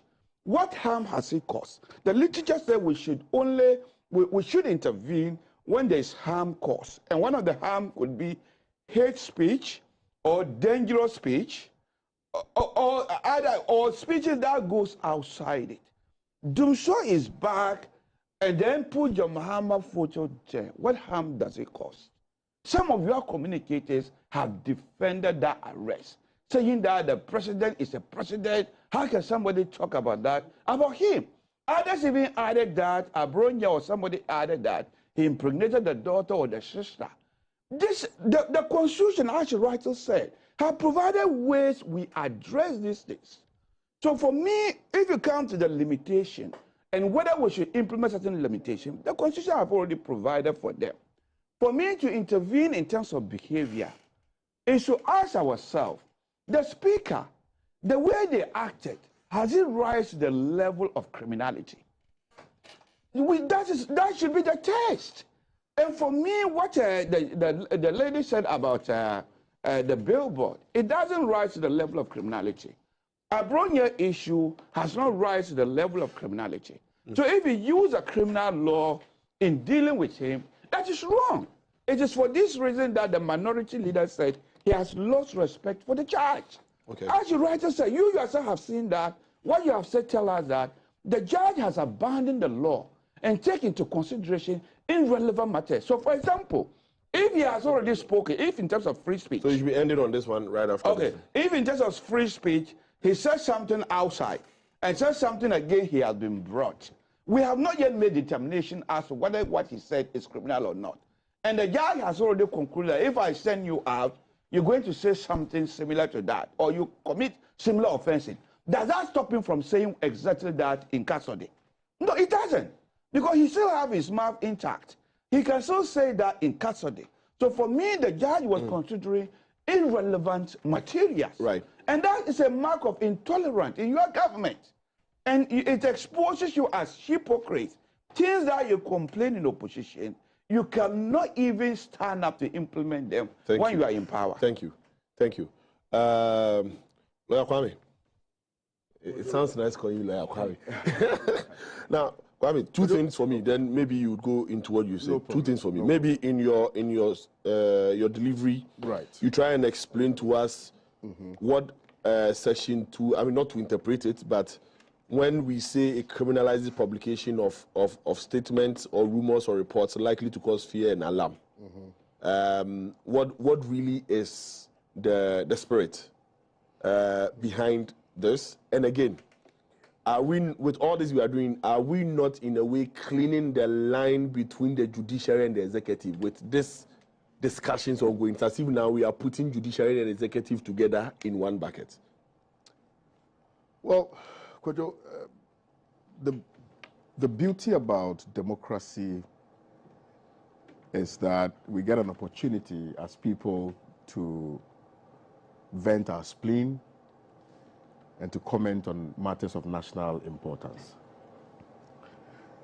But the danger inherent in that beauty is the kinds of convenient adversarial narrations that we put forward, particularly because of the kind of political architecture that we have experienced from 1992 till today. And so I am not surprised at all that in the submissions of both Alpha and Ishaq, we are doing some unholy comparative analysis. Albeit that caution was given to us that we were not going to embark on the journey of revisionism. But you could tell that we needed to pull parity in order to substantiate our argument. KOJO, let me make this point clear, reiterate and regurgitate, that in any constitutional democracy, one of the fundamental principles or rules governing that is the principle of sovereignty. Principle of sovereignty. Now, it is right that the principle of sovereignty resides with the people. And here, when I say the people, I'm talking about the people of the Republic of Ghana. Yeah. Now, the people of the Republic of Ghana, through elections, delegate some small authority to the elected executives to use it for and on behalf of the generality of the good people of Ghana. And then the generality of the good people of Ghana retain the largest or the major part of that authority or that sovereignty in order that we can checkmate and we can ensure that the small power that we have delegated to the executives, they do not use it arbitrarily, capriciously, or unreasonably. So we always ensure that there is better accountability. Now, how do you ensure better accountability in a democratic dispensation? Unfortunately for Ghana, we have not been alive to any situation where any president has resigned or any executive member has resigned, except maybe in the case of the former power minister. Yes. In the event that they have been unable to exercise their functions to the satisfaction of the good people of this country. So generally, we have not really, there's just one minor exception. All right. I think the energy minister, the former also, power minister, yes. So, but he also resigned. I think in the NDC time also there's one who was, so there are two of them. NDC power, okay, so two cases. So yes, so on this score, I'll give it to both. But generally, it is an impossibility that you would see a minister resign because he's unable to perform his function. Or even the president. I mean, we have impeachment proceedings or procedures sitting in our law books. But I'm not sure that any president will be impeached in this country because of the kind of political system that we have. True. So the only way that citizens can checkmate or can ensure that leaders are performing is through the expression of their opinions, the expression of their thoughts, and the ability to demonstrate their displeasure without let or hindrance. And that is what we define as the freedom of expression. Now, the freedom of expression as we know it, and by reason of its importance, it is instructive that I give a historical narration. There was a case which happened after the First World War, which is the case of Schenck versus the United States of America. That gave birth to the first test of freedom of expression. That first test meant that, or indicated that, freedom of speech will be curtailed when it is clear that there is some imminent danger by reason of your utterances. Now, according to researchers, according to legal minds and judges and lawyers alike, around that time, that was the only way they could ensure that people communicated within the framework of what the law wanted or within the remit of the law. But they did that because at the time, the world was now restarting. So they needed to ensure the curtailment of the expression of opinions so that we would have one unified front and then rebuild the world. So the Schenck United States case is a very instructive case, and that's the first test. So that was the test that was being used to measure whether people were expressing themselves within the confines of law. Fast forward, they noticed that that was actually an inhibition on the rights and liberties of people. So, in the case of Brandenburg versus Ohio, the court came out with a second test and then made nonsense of the first test that was propounded in the first case that I mentioned. So, in 1969, the matter went to court, and the court came out with a second test, which is the imminent threat test. Imminent threat. And I think Ishak mentioned that briefly. Yeah. Now, so currently, the test that we use to measure whether somebody has expressed himself outside the remit of law is not just by using your own domestic laws, but also juxtaposing that with the internationally acceptable test vis-a-vis the human rights law. And I think that all of us know that the freedom of expression also finds expression within the confines of international law. Yes. All right? Yeah. Okay. Yeah. So that is what that is about. Now, in Ghana, we have sought to protect the sovereignty, or if you like, the right to freedom of expression in our constitution. And our constitution is an embodiment of the soul of the people of this country. So if you read Article 21(1)(a) of the Constitution, and with your leave, I would read. Article 21(1) says, all persons shall have the right to A, freedom of speech and expression. Freedom of speech and expression, which shall include freedom of the press and other media. Freedom of the press and other media. Shall, the operative word is shall. And that freedom of expression is within the general fundamental freedoms given to the good people of this country. Now, let's define what freedom of expression is. It is the fundamental human right. Fundamental. When we say something is fundamental, Basic. It's derivative. That allows individuals to articulate opinions, ideas, and beliefs without fear of government, censorship, retaliation, or legal sanction. It covers all forms of expression. Start again. So I repeat, the fundamental human right that allows individuals to articulate opinions, ideas, and beliefs without fear of government censorship, retaliation, or legal sanction. Now, when you read... Where are you quoting from? Oh, this is by Munir. Munir. When you Google, it will come up. Munir. Just anybody can Google, it will come up. But even beyond this, there are also other literature which have been put forward by people which seeks to define the parameters within which freedom of expression must operate.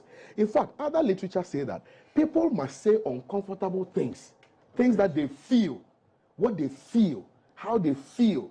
They must say things which may be displeasing to the ears of government, but they should not be prevented or curtailed from expressing those opinions. So it is very instructive that we lay this foundation. Right. Now that I've laid down the foundation, let's do a juxtaposition between what the law says and between what we are currently seeing now. Now, if you look at the fundamental freedom of expression and how we are going about it today, I think that is quite unfortunate. I think that we are just taking advantage of a slight loophole that there exists in the Constitution, because the Constitution itself does not define what the fundamental right to free speech is. It doesn't necessarily define what it is. Now, in 2001, because we wanted to ensure that we did not criminalize free speech, we decided to do away with the criminal libel law. That is very instructive. And I think that is the basis of all of these things that we are talking about. That we wanted people to freely express themselves. We wanted people not to be punished because they made political statements which were not in the interest of government. So the criminal libel law was also done away with, right? Now, it appears to me that the post-colonial law restricting freedom of expression has surreptitiously found its way into our criminal books. And what has been eloquently put forward by Alpha, which is sections 207 and 208 of Act 30. Okay? 207 fundamentally deals with what you spoke about. And what does it say again? Read it for me. So, so this is 208. Okay, actually, it says that criminalize the publication of statements, rumors, or reports likely to cause fear and alarm to the public or disturb the public peace. So there are two components. The first component is what? Likely to do what?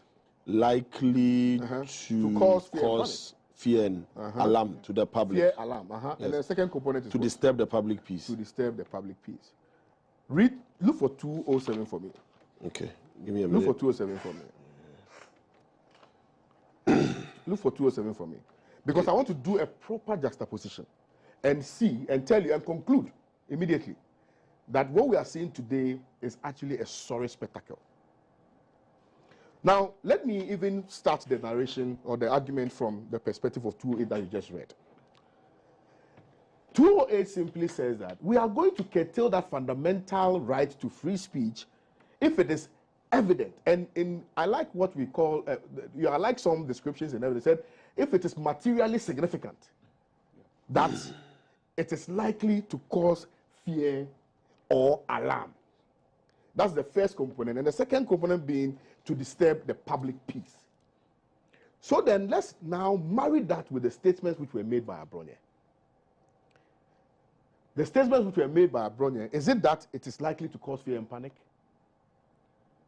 Because also, don't forget that we are dealing with the test as well, the imminent threat test, in the case of Brandenburg. Then the second one is the statement that was made, was it likely to disturb the public peace? So if you do the analysis, you can draw your own conclusion and to say that those statements, even though unpalatable, even though unbecoming, even though unworthy of a political activist, those statements unfortunately did not or wasn't made, to create some fear or alarm or to disturb the public peace. So those two components in section 208, with the grace of respect, the threshold has not been met. Right. The threshold has not been met. Now, of course, freedom of expression, as has been admitted, and I'm sure Braco will also allude to the position, that it is not absolute. But the lack of absoluteness of that does not mean that we should curtail the right of people in expressing themselves. There are remedies available to individuals who think that their reputations have been harmed as a result of statements which have been made by political actors and or players. So in the case of the judge, with the greatest of respect, it is not a statement that was made to cause fear and panic, because see, if you read other literature, it tells you that, it asks the question, or it begs the question, did the person who the statement was directed to suffer any harm after the statement was made? Was there any mob attack on the person? Was there any physical attack on the person? All right? So if that happens, then it means that that statement, you have breached or you have violated Article 21. But all the things that we are talking about points to the fact that that did not happen. At best, it will be a matter of your free speech vis-a-vis a person's right to sue because you have made disparaging remarks about them. So I would have thought that instead of criminalizing the statement which was made, that you use the civil approach, which is to go to court as a judge, because it's as of right, to say that somebody has made made disparaging statements about my person. And in the eyes of the right-thinking members of society, I have been lowered. And therefore, I am suing this person for 5 million Ghana cedis. That could have really worked for me. Right. And in concluding, KOJO, I want to appeal to both the NDC and the MPP that, look, the beauty about democracy, is dissent. The beauty about democracy... In fact, dissent is what made democracy democracy. Yes, yeah. Dissent. Because all of us cannot belong to one political ideology. All of us cannot subscribe to the policy prescriptions of government. And so if we, at one point, identify that the policy that you are implementing is at variance with what the generality of the good people of this country want, we should allow them vent their spleen. We should allow them demonstrate, which is why I have consistently, without fail, advanced arguments which is in direct opposition to what the current government, communicators have been saying. And I think that we should not get to the point where we nurture some beast which will invariably come and affect all of us. Right. Finally, and I'm sorry I'm doing this, finally, the issue that was brought forward or to the foreground in relation to bail application, and my colleague mentioned that, slightly, mentioned that, look, I am opposed to the way we are abusing discretion in this country. It's an abuse. The discretion that we are using is an abuse. The Constitution is clear. Article 19 is clear as daylight. The way we are going about things, it is as though we are presuming that people are guilty until proven otherwise by a competent court of jurisdiction. That because they are political actors and players who do not belong to a political party, by all means, once they are arrested, we must find them guilty. And the state is complicit the state is complicit. Now, bail is as of right. If you read Martin Kpebu, number 1 and number 2, the bail is as of right. All offenses are bailable, even murder. All offenses. However, it is subject to section 29, I believe 96.5. 96.5 of Act 30. And when you read 96.5, it gives you the conditions under which the court may grant bail. So it's discretionary. Right. However, that discretion must find expression in what Article 296 of the Constitution says. That it must not be arbitrary. It must not be capricious. When you are exercising discretion, because you are the one exercising that discretion, you must do so reasonably. Now, the definition of discretion is not in the Constitution. The definition of arbitrary is not in the Constitution. The definition of reasonableness, albeit we say that this is the reasonable man, you know, the lay person on the street, that in itself is not properly defined. So I'm simply saying that we must be measured.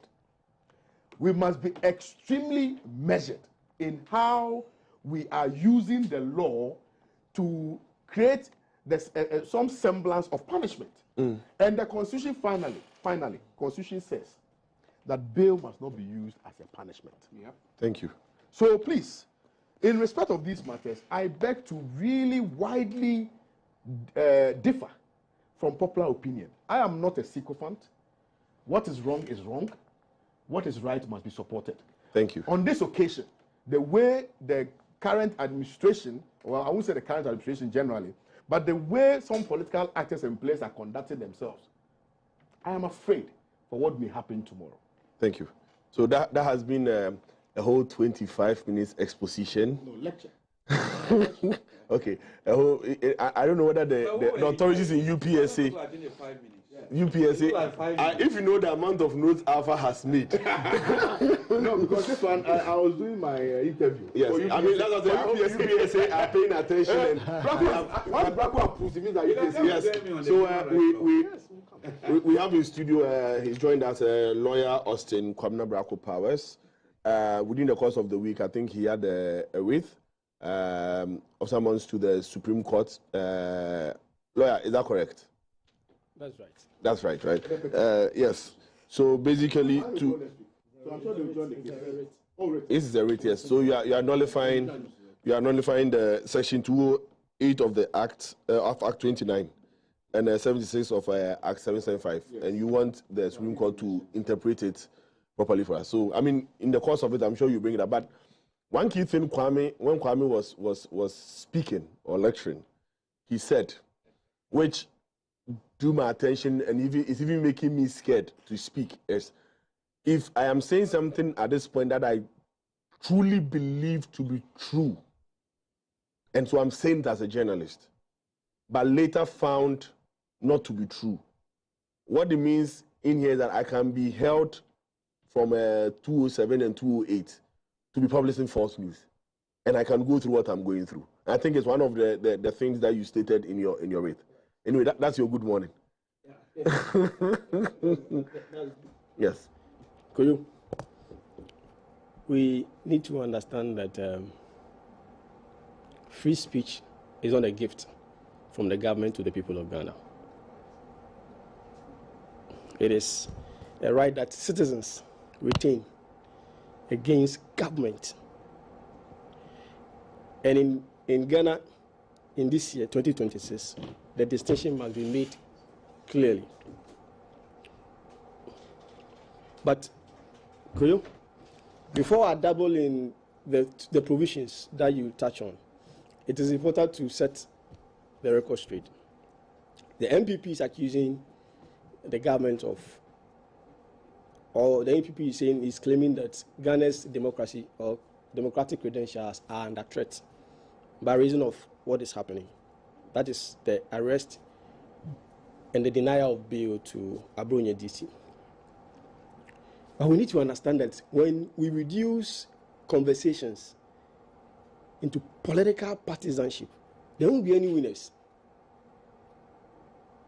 I've repeatedly maintained that when conversations that should have taken a national twist takes a political partisanship, there will be no winners. Everybody will be losers. And that is all we need to, the understanding we need to get. And, KOJO, let me state in clear terms that I detest the commentaries made by the minority leader, Alexander Afenyo-Markin, against the Executive Court judge. This is disappointing, reprehensible, and unpalatable. Something that we should not entertain. He's a senior lawyer. He should know. Now we must understand, when a judge, if a judge has the right to make a good decision, that judge has the right to make a bad decision. And when a judge makes a bad decision, what do? Must you be in the media and criticize him and say you criticize, you continue to criticize him? Is that as rightly said by Alpha, himself in 2024 told us how to go about it when a judge makes a bad decision. Exactly. In fact, the thing is that what I'm saying is that no judge is above reproach and no judge is above criticism, but you must be measured. I have said, KOJO, the executive has been bastardized. The legislature has been bastardized. Do you want to add the judiciary to the fold? The judiciary is a bastion of Ghana's democracy. If you reduce the judiciary into rubble, imagine what will happen. I'm saying that what the minority leader did, which has found support in their grassroots, is disappointing. And he should know the best. He could have criticized the judge, fine. But to call him out in the manner that he did is a new low. And he should, you see, they must understand that what you allow petty partisan politics to reduce you into, it is in front of you. It will always meet you. In this country, we feel because of political partisanship, we can say whatever we want without measure. And we believe that because he is a minority leader and he's a leader of the minority in parliament, he could say whatever he wants. That is disappointing. And we must not encourage such attitude. KOJO, we must not encourage such attitude. As a senior lawyer, he should have respected the judge. And you see, KOJO, what we are glossing over is that bail is discretionary. A judge can deny you bail. The reasons the judge bears to deny him bail, is it grounded to you? It's not grounded, but who has to determine that? A higher court. It is for the determination of the higher court to decide or not whether or not that judge, by denying him bail, use it as a punitive measure. You can pass your fair comment, but that should not be a matter for you to criticize a judge in a manner to say that he is dabbling into politics. Please. That kind of attitude should be discouraged in this country. It is unbecoming. Why do you allow politicians to reduce our judges into nothingness? I'm saying that what Alexander Afenyo-Markin did is disappointing and a new low. And he must be ashamed of what he did. A judge has denied Abronya DCB. Why? Is it new? Is it the latest in this country? Why? We've all filed for bails and we've been denied. Is it the latest? But when that happens, what do? You climb higher. That is why we have structured courts. We don't have only one court in this country. We have structured courts. So when one court denies you bail, there's a higher court. Was his frustration only about the denial or the fact that he thinks there's a particular circuit court judge who any dissent or any dissenting voice goes there, he has a particular way of ruling? Was that not the bane of his argument? The thing is that whatever be his understanding or the reason, the way he approached it was not the best. Why? If that judge has a persistent manner of rendering decisions, that is his understanding of the law. Do you fault him?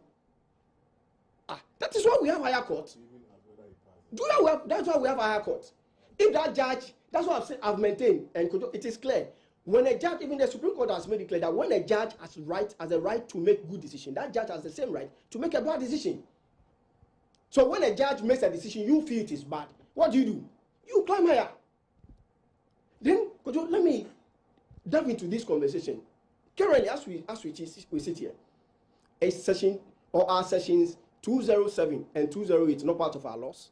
Yeah. Is it because we have issues with those provisions?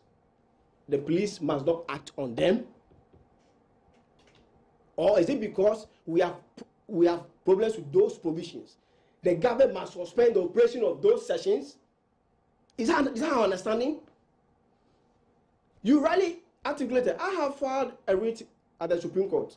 I have issues with those provisions, including section 77 of Act 775.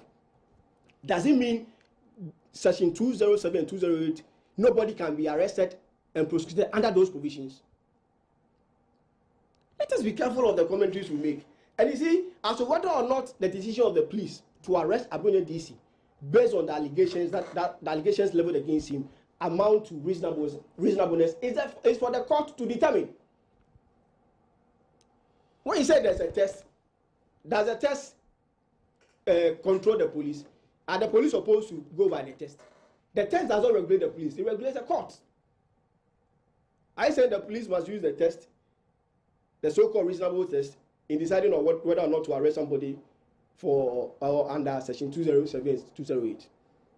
It is for the court to determine whether or not the basic facts grounding the arrest and prosecution are reasonable. Why do you double in and bring in the police and bring in the government? Is this the first time that someone has been arrested and is being prosecuted under sections 207 and 208? The hypocrisy in this country is becoming too much. The hypocrisy. We speak as if this is the first in time. The first in this country since 1992. What kind of conversation is that? As we speak, these provisions, they constitute or they form part of our penal code. The Criminal Offences Act 1960, Act 29. These two provisions, sections 207 and 208, form part of our penal code. Must the government suspend it? If the government suspends it, some of us will challenge it because it is in the law. It is rather for the government to take steps to repeal those provisions. But if those steps are not concretized, does it mean those provisions, nobody can arrest anybody under that? And we must understand, Article 21(1)(a), giving freedom of speech, is not absolute. And across the aisle, nobody can doubt that. But do those provisions meet the test? That is for the determination of the Supreme Court. That's why we are there. We can do all the commentaries, but does it amount to law?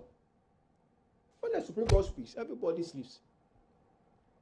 Until the Supreme Court says otherwise. You can do the politics with it. So what I'm saying is that let us be able to delineate the conversation clearly. When you bring in the government, fine, the police are under the government. But why do you always want to double in? I'm always advocating that we should allow institutions to function. And we should give the institutions the opportunity to operate.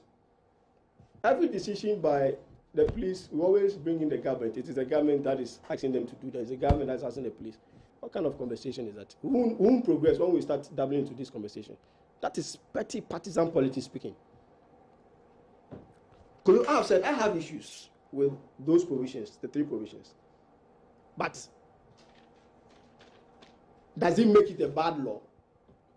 And does it mean because of the issues I have with these provisions, they should not be actionable? Or the police cannot arrest anybody and prosecute anybody under those provisions? And as to whether or not Abronia's commentary amount to a breach of the peace or amount to false information, it is for the court to determine. Why are we taking the food out of the court? I don't want to double into whether or not the statement amount to false information or it could breach the peace of this country, because currently it is sub judice. The matter is before a court. It's before a court. Right. Right. The matter is before a court. So you can do all the commentaries outside, but you must understand that it is for the judge to determine as to whether or not those thresholds have been met. It is not for the police. The police are doing their work. Why not we allow them to do their work? If we feel the police do not have enough grounds for the prosecution, let Abronia's lawyers do it. In fact, that's why the Constitution makes it clear that during criminal trial, you must be afforded the adequate facilities. Right. KOJO, land for me. I've not even. You've not even started. I've not even done the work. I've not even done the work. No, I've not even done the work. You've not even done the work. Is it? KOJO? I'll give you another round. I'll come one more round to do the work. Yes, so come. Let me see. Let me tell you. Me. You cannot be firing your bazooka and say you. This. Let me tell you. KOJO.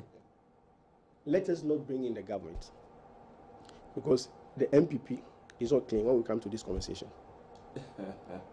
The MPP is not clean. That's why I don't want to dabble in the politics. But I'm looking at a non-partisan conversation.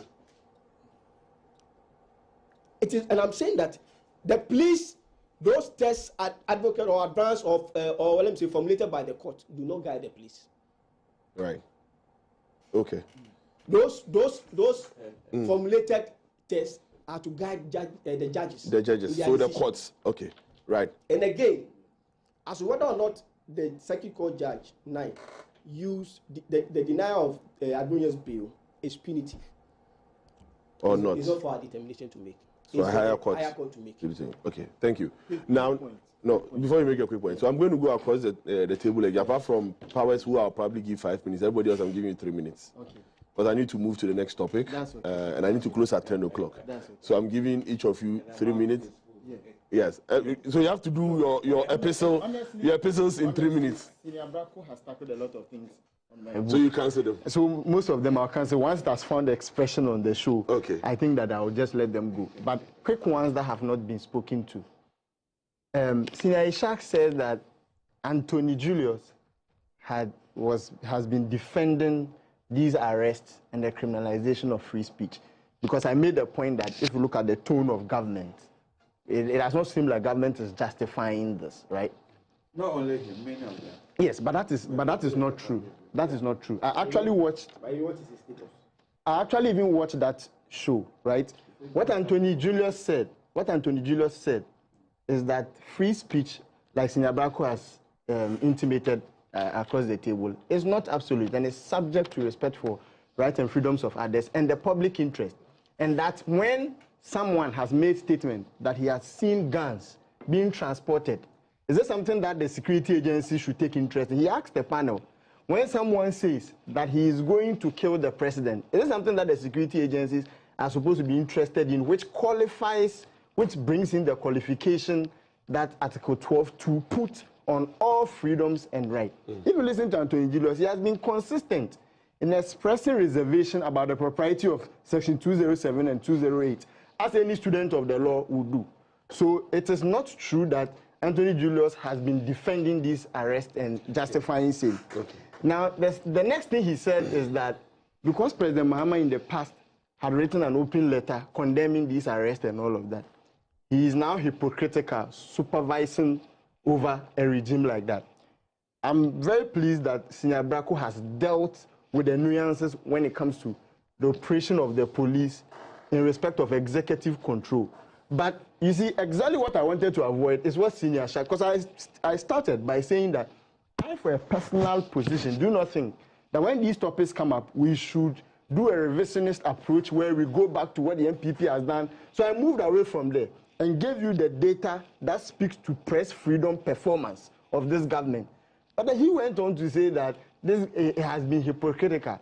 I mean, if you want me to go back on all of this, we can do it, because Dr. Baumia was chair of the police council. Don't go against what you said you don't want to do yourself. You said you don't want to do yourself, so don't do it. Look, I've listed a plethora of them here. Yes. He never mentioned any of that. But don't do it, since you don't want to do it. At least we have admitted that the operation of 207 and 208 is problematic. And we must take steps to rein the police in when they seek to abuse it. At least we have. But they ran away from the conversation, giving an account of their stewardship when it comes to, presiding over these incidents and then go ahead to condemn and say that it has never happened before, citing what's the name? Media Foundation for West Africa's quantitative position that in 1.5 years more has happened.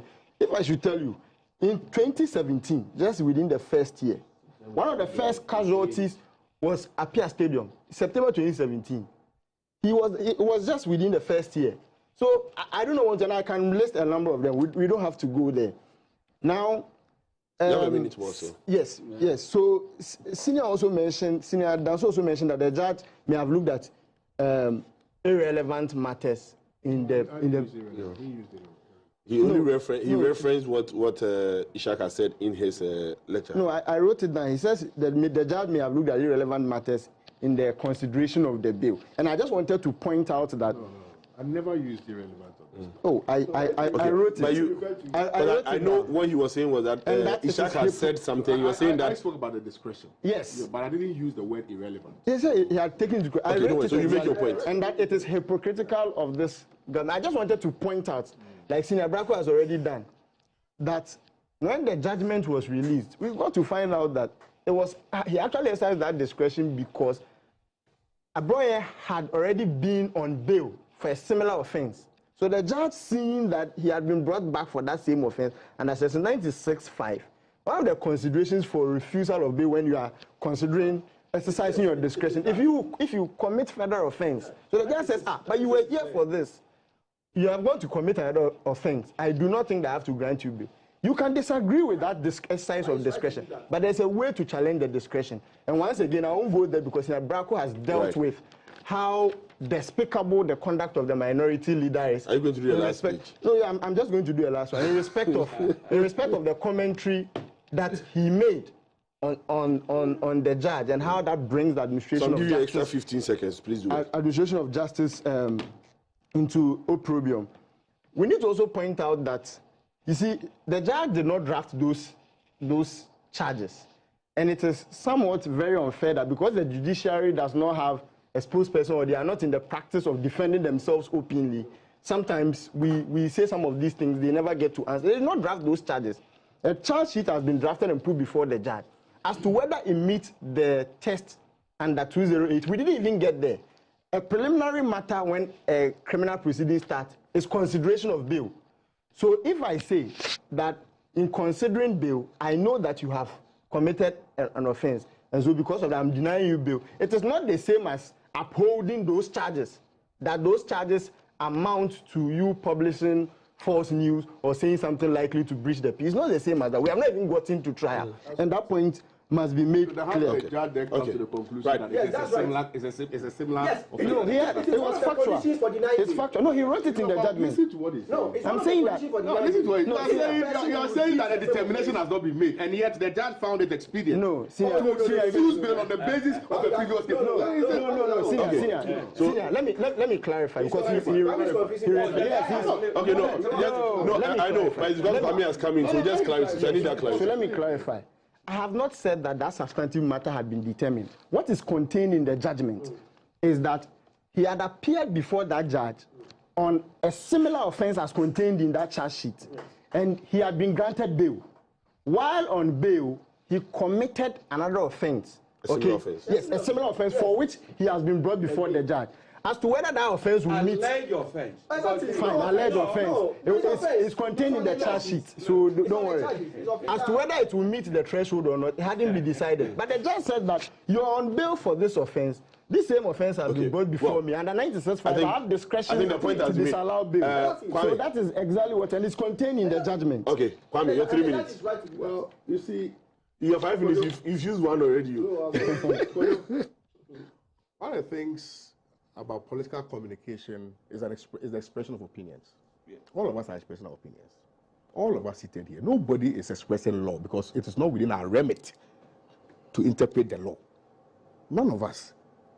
So when somebody expresses opinion, you should not conclusively advance arguments which appears to suggest that your law is superior to the law that your opinion is superior to another person's opinion in respect only of the interpretation of the law. what I've said here, and you see, and when I talk about political hypocrisy, this is what I'm talking about. We've had many instances of people who were arrested in the previous administration. Some of us embarked on demonstration because of the kinds of actions which were meted out to those people. I was part of those demonstrations. Are you following me? I am a staunch promoter of freedom of expression because I'm a journalist. And I'm saying that countries are falling because we denied people the opportunity of expressing themselves.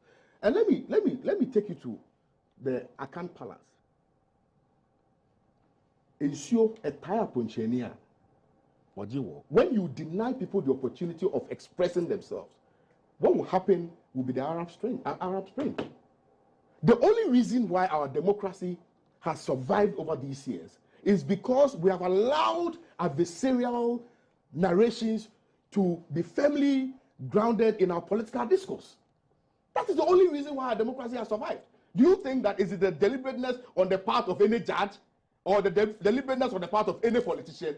It is because our constitution is designed to give opportunity for people to express themselves occasionally. We have some fallout, occasionally. And it is also part of the process. I am saying that we must get to the point where some of these things will not be overly politicized. It is clear, Masa, somebody, as of right, must be granted bail. This is logic. The person goes to, for instance, the BNI. The BNI goes to court. And then the court says, yes, I've granted you bail, but the conditions attached to the bill is to go and bring $50 million. What are we doing? What are we doing? So tomorrow, because we are saying that it is at the discretion of the judge, so the judge must exercise that discretion as he pleases. It must be contained or confined to law. Article 296. Article 296 defines that. And I'm saying that if we are not careful, tomorrow somebody will be arrested, the person will be denied bail, or the person will be granted bail, but may not meet the bail code. We see that Oliver Bomango. I don't want that repeating itself because we are still nursing a very young democracy. And I don't want this tit for tat nonsense in our body politic because that is what appears to be happening. And I'm saying that we have, look, I am telling you, all right, we have politicized all our institutions. In this country, we have politicized all our institutions. Are you telling me that right now it is not evident that some of the state institutions are pandering to the whims and caprices of government? What are we talking about here? So let's not play the ostrich. Let's speak truth to power. Let's speak truth to power. I've been consistent. Look, when we went for our demonstration, I nearly got lynched. What are you talking? So when we are protecting our democracy, let us protect our democracy. That is all we have. Because if we lose that, the country will collapse. I'm telling you, the country will collapse. Thank you. Roy Shak. Thank you very much. I think my response was to Mr. Alpha. But I think since Alpha has adopted some of his opinion, it's better I address much of what he said. You mean since Austin? Yeah. Alpha said he has adopted much of what Kwame said. Austin said.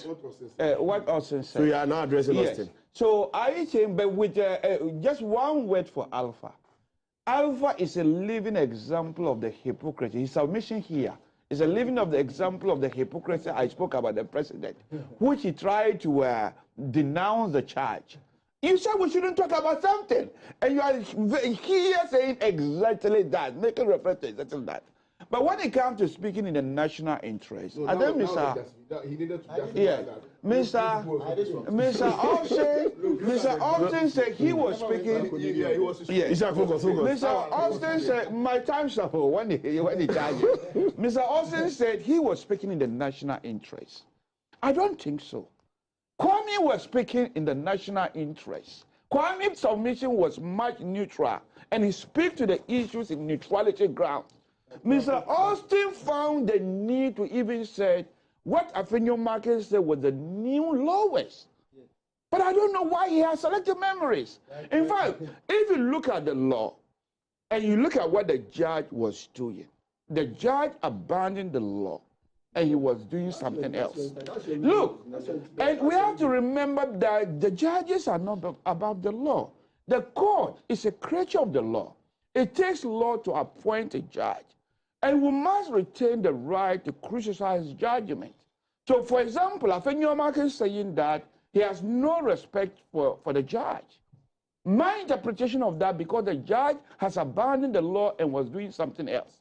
And for the judge, perhaps he didn't pass his law school. I believe that Afenyomark, upon second reflection, would agree that he has gone a bit far. For that one, but is that a new law? I don't think so. In 2023, we have the Speaker of Parliament, no minority leader, a Speaker of Parliament, the father of the House, who had the opportunity to meet the public. And the Speaker of Parliament said, our Supreme Court was in bed with the president sinning against our Constitution, and that they needed to repent. Our Speaker of Parliament, he said in 2023, when his case was in court, he lost for unlawfully breaching the Constitution. When Article 99 rightfully gave power to the High Court, and he assumed and stole those powers, claiming Article 110 and the standing order gave him that power. And the court reversed that decision. He was there bashing the court and said the Supreme Court was sinning against our Constitution. Right. That was a new law. So that was the old law. It was the worst old law. one. Now there's a new law. Another worst one was so the NDC. They conspired against our Supreme Court and was calling them unanimous 5. And that poorly reflected in our unanimous FC, yeah? Or whatever they said it. The bottom line is that it reflected poorly in the Afrobarometer report. Right. So our these NDCs, for me, they are a threat to our democracy. Okay. When it comes to our judiciary, the Constitution said the Constitution should be, the court, the independence of the judiciary must be what? Guaranteed. They don't want the independence of this judiciary. So I'm surprised that you claim to be the new protector of the judiciary. One of the very people who have took down our democracy, our judiciary, to the extent that it's reflecting poorly in the Afrobarometer report. Austin. His government scored the lowest on all democratic let me indexes. Yes. Corruption, freedom of speech. That I have no respect for anybody who single out a judge and criticize him for his work. I have no respect. And in that score, I have no respect for Afenyomark for what he did. Including the speaker? No, for Afenyomark. I'm not talking about the speaker. I'm talking about Afenyomark. I have no respect for him for what he did. For singling out the judge and criticizing him for doing his work. I'm not interested in what the speaker. That's on the table. That's on an issue here. KOJO, if there's any government that has taken the steps to amend these VEX provisions, sections 207 and 208 of Act 29 and 74 and 76 of Act 775, it is this government. The hate, the misinformation, disinformation, hate speech and publication and other information bill, which was drafted by Sam George, it has in the proposed section 88 the repeal of these provisions. So if there is any demonstrable good, any party, any government that has demonstrated good faith, it's here. Criminal libel bill was repealed. We are talking about what is here. We are not talking about criminal libel. Why do you bring criminal libel? But yeah, you have the right to say that. So it must be pointed out that when it comes to these provisions, the NDC government has demonstrated good faith, and that is commendable. You have just said MPP was worse. And it must. They are playing my montage. It means that they are signaling. So, is the government stamping out free speech? The answer is no. Oh dear. Is bail as of rights? The answer is no. And so we must get across the aisle. We must understand that you can't pick this incident and claim that and generalize that there's a stamping out of free speech. Because has anybody stop you from your take every morning? Me, I'm scared after this Anyway, particular thing. so that's an interesting question I'm being asked. Nobody has come to me. We'll be taking a quick break. Right after the break, we'll be discussing the Court of Appeals decision on the license of GN Savings and Loans. We'll be joined on Zoom to have, or by two new panel members to discuss this further. We'll be right back after this break. After this, I'm launching a petition.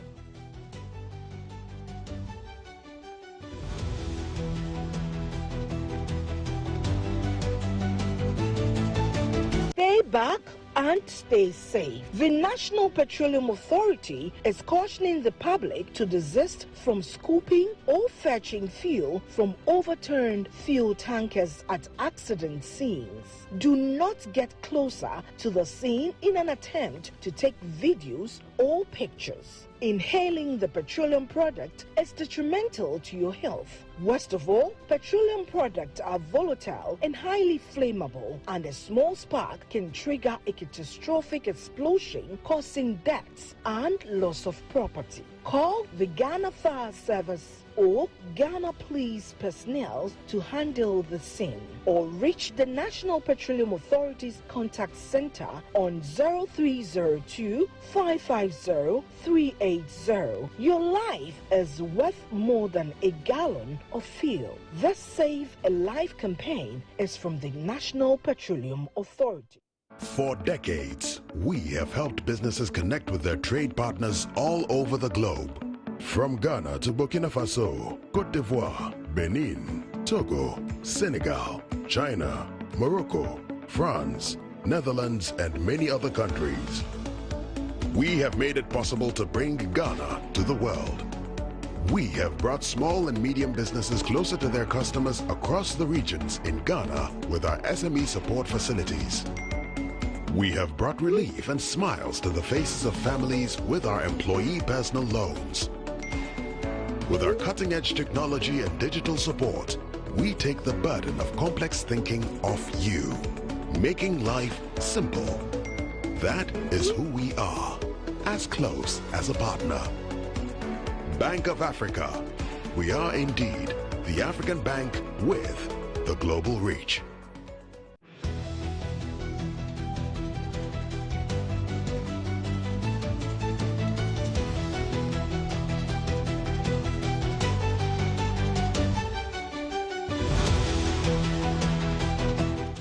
The Court of Appeal said the decision that the Bank of Ghana took to the license was wrong.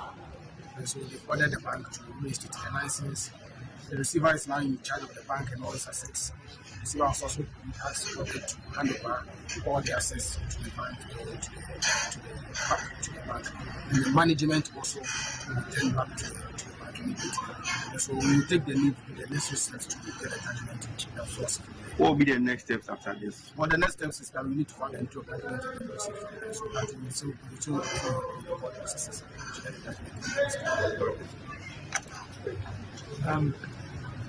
Well,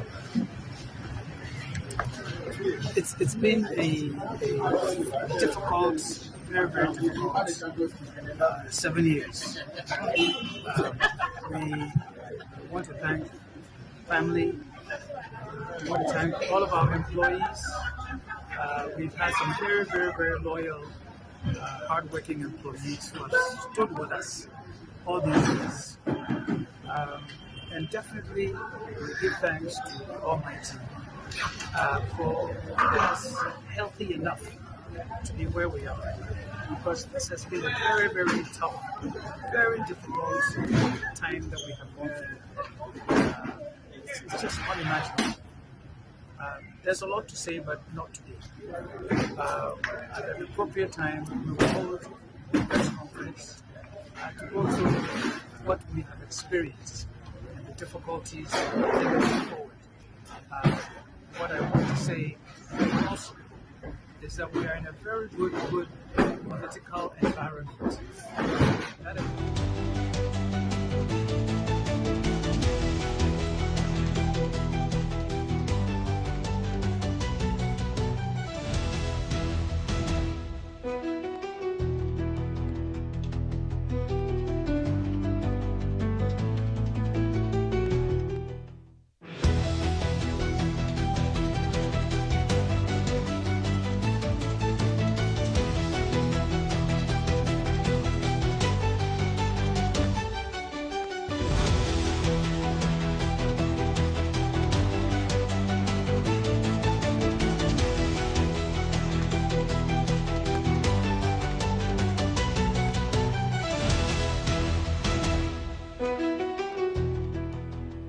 Gentlemen, I'm back.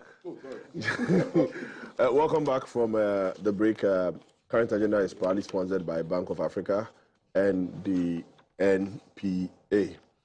Well, we are back. We will be discussing the GN Savings and Loans ruling. And then also, if there's a bit of time, we would also look at the whole banking sector cleanup. The year, I think we are 9 years after, whether it's really solved the problem that I intended to solve. We've been joined by Professor Isaac Boedi. He's a Dean for the Faculty of Accounting and Finance at the UPSA and also a Director at the Institute of Economic Research and Public Policy. The acronym is a mouthful, AERPP. Prof, the acronym, are you able to pronounce that word, IERP or something? We can do that. I've received several calls that we should call it that way. So okay. Who's the watcher? Very soon we'll recruit you to be part. Today your CV has gone around. Prof, no one call me. Focus on me. I'm the host for today. So, Prof, we heard that there's a Court of Appeal ruling that has directed for the license, the management of the GN Savings and Loans to be returned to the shareholders. And what this means is that GN Savings and Loans can, once this is done, can operate their branches nationwide. What does this mean in the banking sector, in the financial space, as an authority in that space? What does this mean? Yeah, good morning to you and your viewers, my colleagues as well. I was enjoying their submission whilst I was backstage. It's a victory for Ghana, and I'm happy also for him. And as a country, we need to respect our laws. He's followed the procedures, went to court, and on Friday, I think it was from Friday, was given a judgment. Whilst I was enjoying your conversation, I'm also mindful of the freedom of speech, that I have to be careful what I say, because now if I'm arrested, I don't have anyone to be the conditions. All lawyers. Nobody will even arrest you in the first place. The lawyer will deliberately arrest you and show you purposely. The lawyers would state your economic position. No, you know how much. With demand, would you back how much is the issue? 100,000 and 200,000. So a victory for Ghana.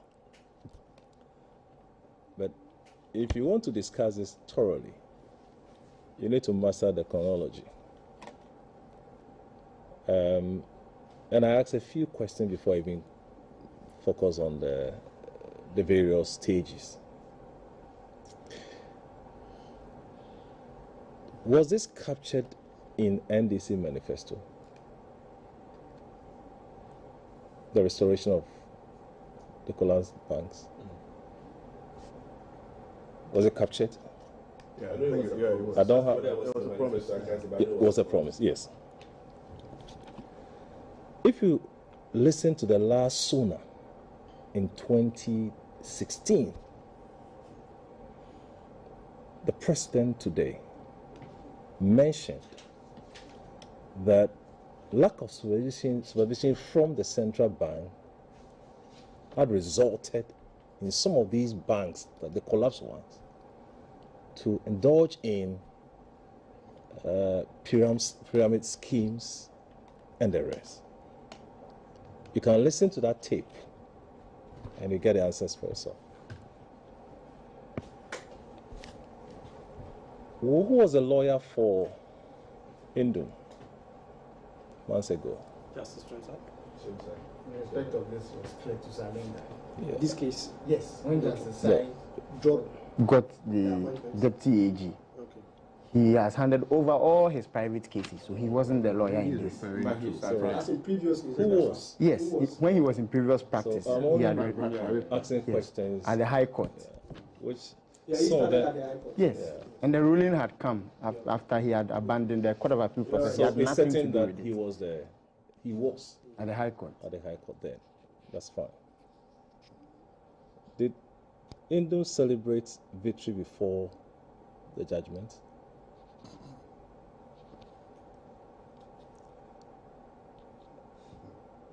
Did this administration also celebrate the victory? Having laid all these questions, which I don't have answers to. Well, your viewers will be the right judge. Maybe Prof in his analysis will answer them. Probably.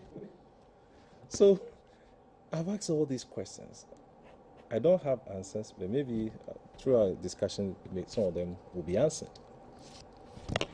The first thing that I wanted to, the question I asked, sometimes accountability should override political sympathy. It's very important. There's nothing wrong for an administration to capture the restoration of the defunct banks in a manifesto and now seeks to implement them day by day. I have that manifesto as a Bible with me all the time, so I've been checking. If our institute will check. And in the next few days or weeks, we are going to do a 1-year assessment of this administration. So I've been taken. This promise has been fulfilled. I'm waiting for the mining one that will bind all the illegal, the Galamsey issues. So I'm waiting for that one to be ticked. So I'm happy. Day in, day out, we're ticking the box. That is fine. Now let's move and consider the chronology of this whole development. In 2019, somewhere January, the bank was reclassified by BOG. Then in the same year, in August, the license was revoked and receiver was appointed. It followed up to 2024. And sometimes we don't need to forget the history of this whole discussions. I have the report from BOG. And the report was prepared in August 16th, August 2019. And that's what I have with me here. Which lists all the issues, including GN Bank. And if you permit me, I'll read some sections of the same issues to you here.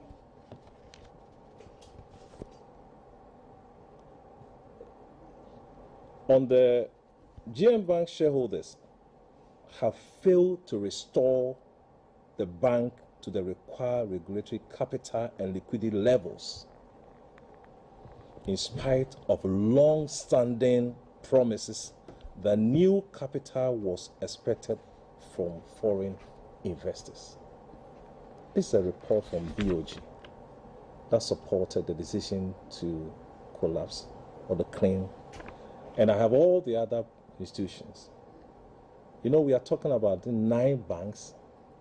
We are talking about 347 microfinance. We are talking about 23 savings and loans. And I'm reading one aspect because we are talking about GN Bank. I read here, while GN has indicated that government owns to it total amount of 942 million, of which 102 million represented interim payment certificate, IPC, that the bank, Ghana's assessment is that total of this amount have been confirmed by the Minister of Finance. So some of the things that were stated by Indom, that if government had paid those contractors, he would not have been in that situation. And out of this amount, BOG now confirms only 102 million. Now, if you establish a bank and you want to give credit to someone per the policy, you know the 5 C's in credit: the condition, the capital, the collateral, as a fallback position in when someone defaults. That is why you have to liquidate and get your money back, because you buy money to sell money. So when someone gives you money, you buy and then you sell. In the process, there should be a fallback position. So if you didn't do that, and you've gone into this situation, then you don't hold the government accountable. They should have paid those people for you to also pay your people. That's fine.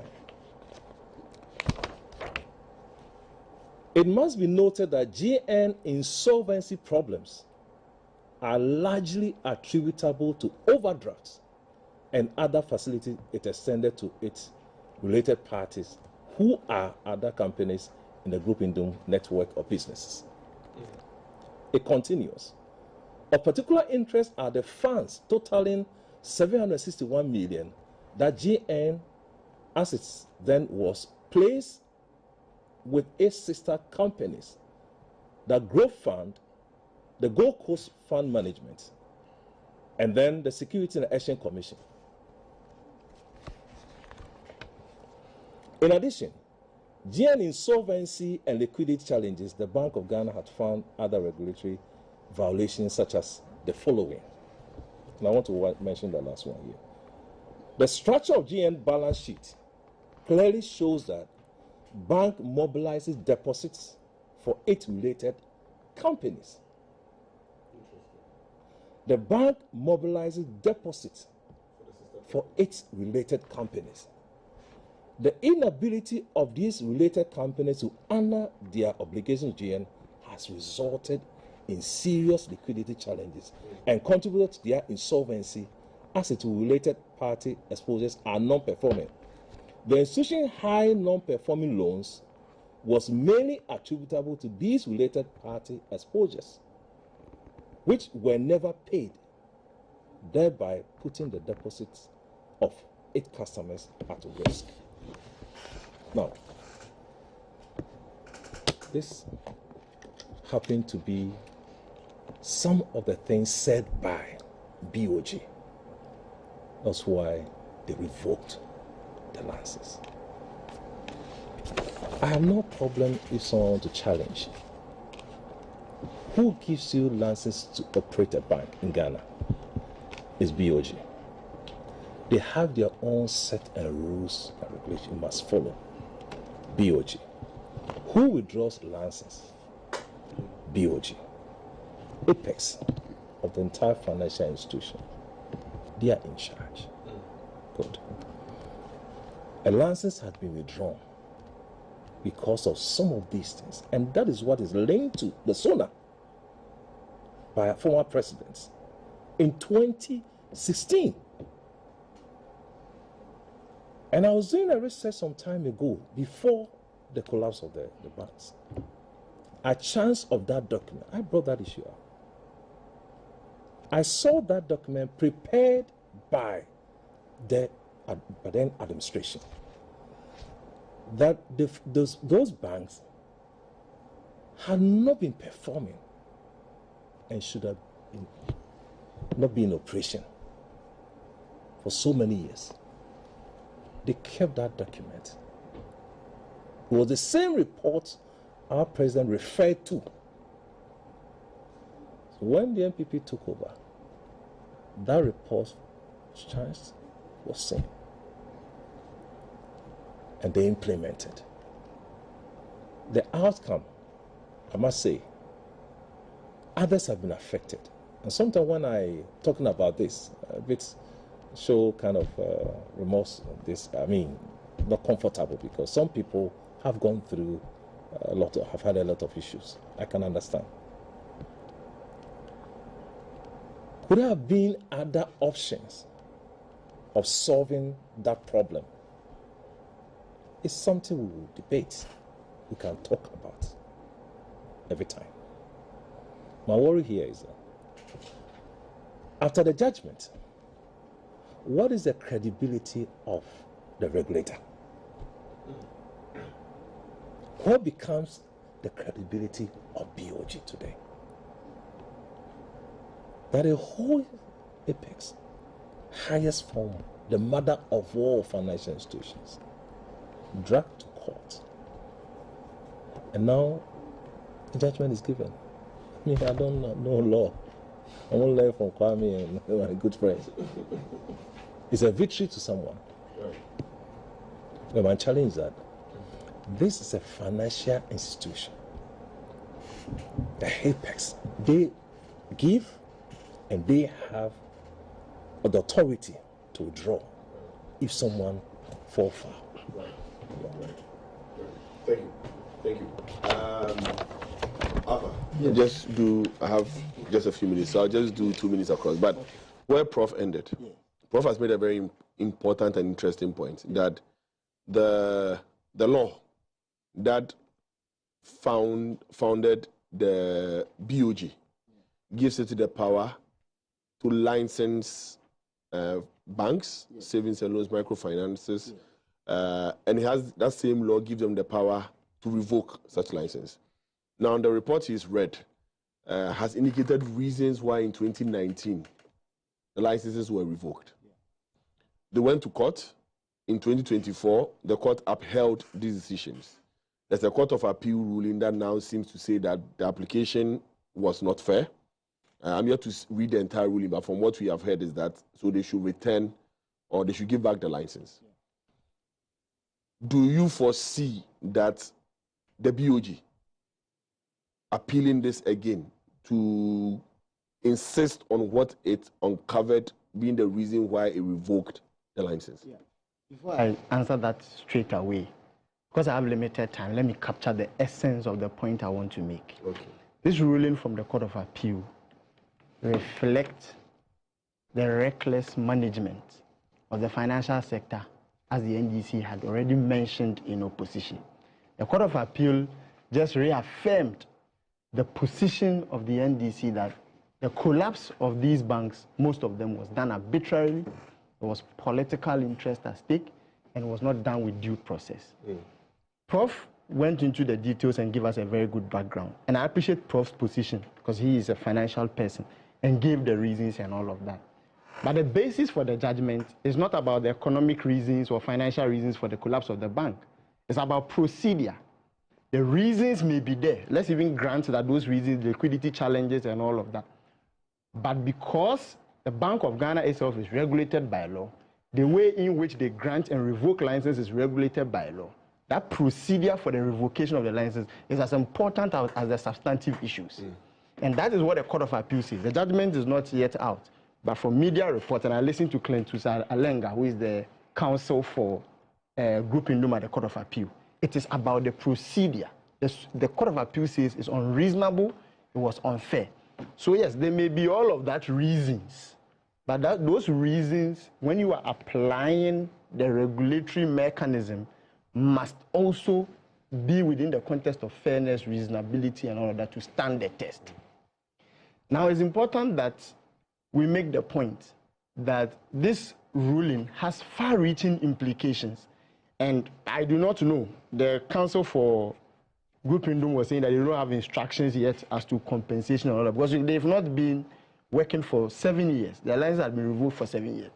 And you see, the financial sector has moved forward. I'm sure Prof will agree with me on this. Changes have come within these 7 years. And a bank is not only about a license. When you restore a bank's license, it doesn't end there. A bank is about liquidity, it's about assets, it's about technology, it's about systems, it's about human resource. Okay, it's also about trust and public confidence.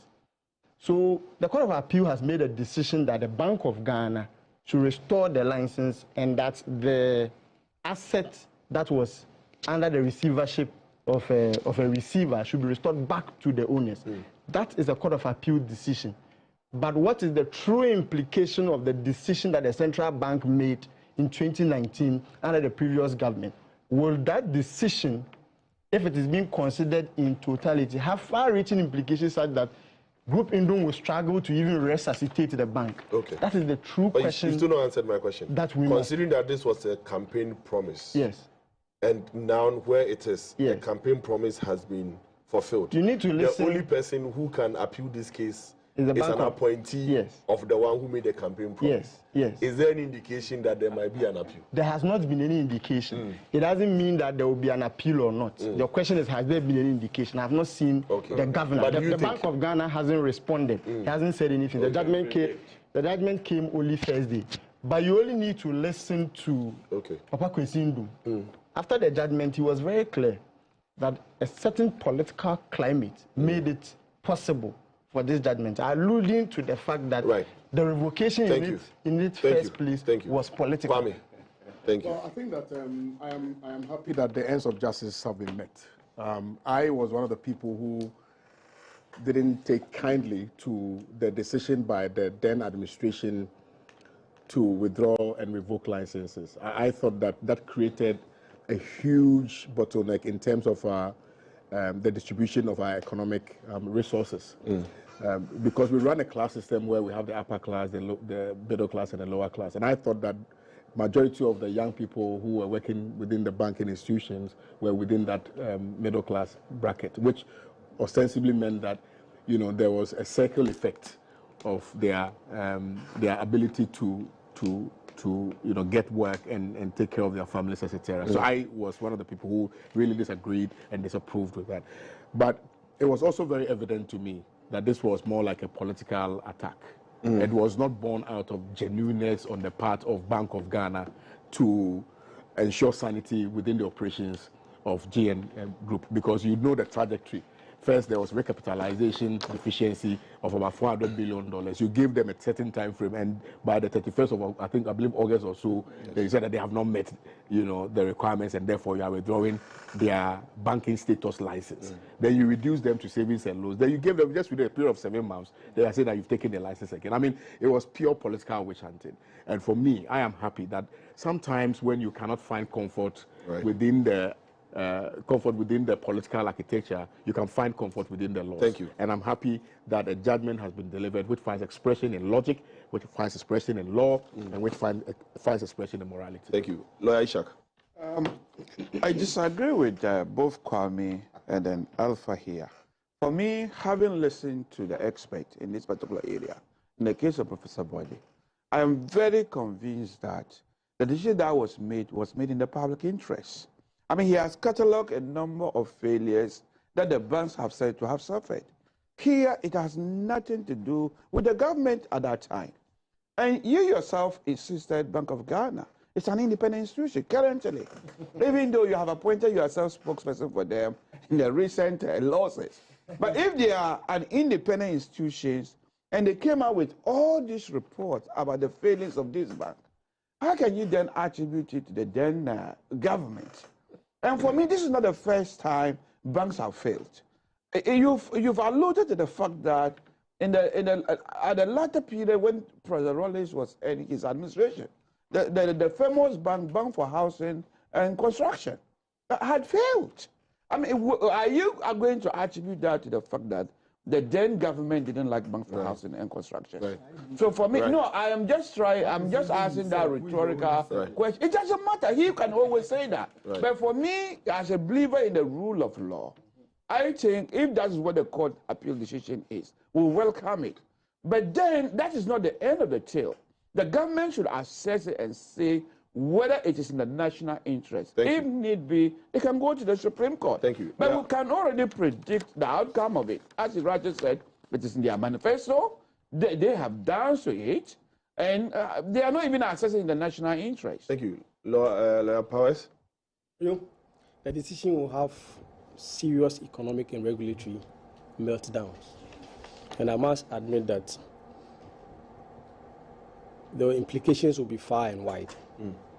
Because as Prof has indicated, already the company has gone into receivership. Some assets have been disposed of. Customers deteriorated. Even some are deteriorating. Customers some of them have been paid. Others are yet to be paid. Workers, some of them have found different level of employment. My charge is that Bank of Ghana must challenge this decision, because if it believes that it took the right decision, Bank of Ghana must challenge, because under Section 16 of Act 930, which is the banks and specialized deposit taking institutions. That architecture, Section 16, gives them the opportunity to afford the other party, the party that the institution whose license will be revoked, an opportunity to respond. So if that process was exhausted, I think Bank of Ghana must challenge it. It ensures regulatory certainty because they are challenging your decision. Yes. And this will open the floodgate for other banks and other savings and loans that lost their license to also challenge you. So Bank of Ghana has a responsibility to these people, to Ghanaians, to challenge the decision at the Supreme Court. Prof, just 30 seconds. So if you have any parting comments, 30 seconds. I'll try and get you a copy of this book. Okay. I'll need it. In fact, I'll take it right now and do a copy. I'll let you try. It tells you all the amount that were transferred into those. But it's interesting to know that the revenue that was, or the depositors' money was being. I mean, that bit, I'll read the report. So the other institutions are lining up. Use 9 billion, use 21 billion. So thank you. Thank you very much. Thank you very much. So my appreciation to Benjamin Alpha Edu, lawyer Benjamin Alpha Edu. He's a member of the NDC National Communications team. To lawyer Ishak Ibrahim, member of the MPP communication team. To lawyer Austin Kwabena Brako Powers, a private legal practitioner. To lawyer Kwame Owusu Danson, executive director Lands and Mines Watch. To Professor Isaac Buedi, he's the only person that didn't have lawyer but added professor. The Dean, Faculty of Accounting and Finance at the UPSA, and also the Director for Institute of Economic Research and Public Policy, and also to the Managing Director for Metro Mass Transit, lawyer, I think it's Kola, what's the name? Cesar, yeah, Kola Cesar. This one? Yeah, okay. Okay, right. Lawyer Cesar. Thank you, and thank you to also my viewers and listeners this morning. Make time with us same time next week to join in the discussions. We apologize for not being able to read your WhatsApp messages, but let's keep the interaction going. Enjoy the rest of your weekend. For me, my panel, and the technical team, we say bye-bye and see you next week.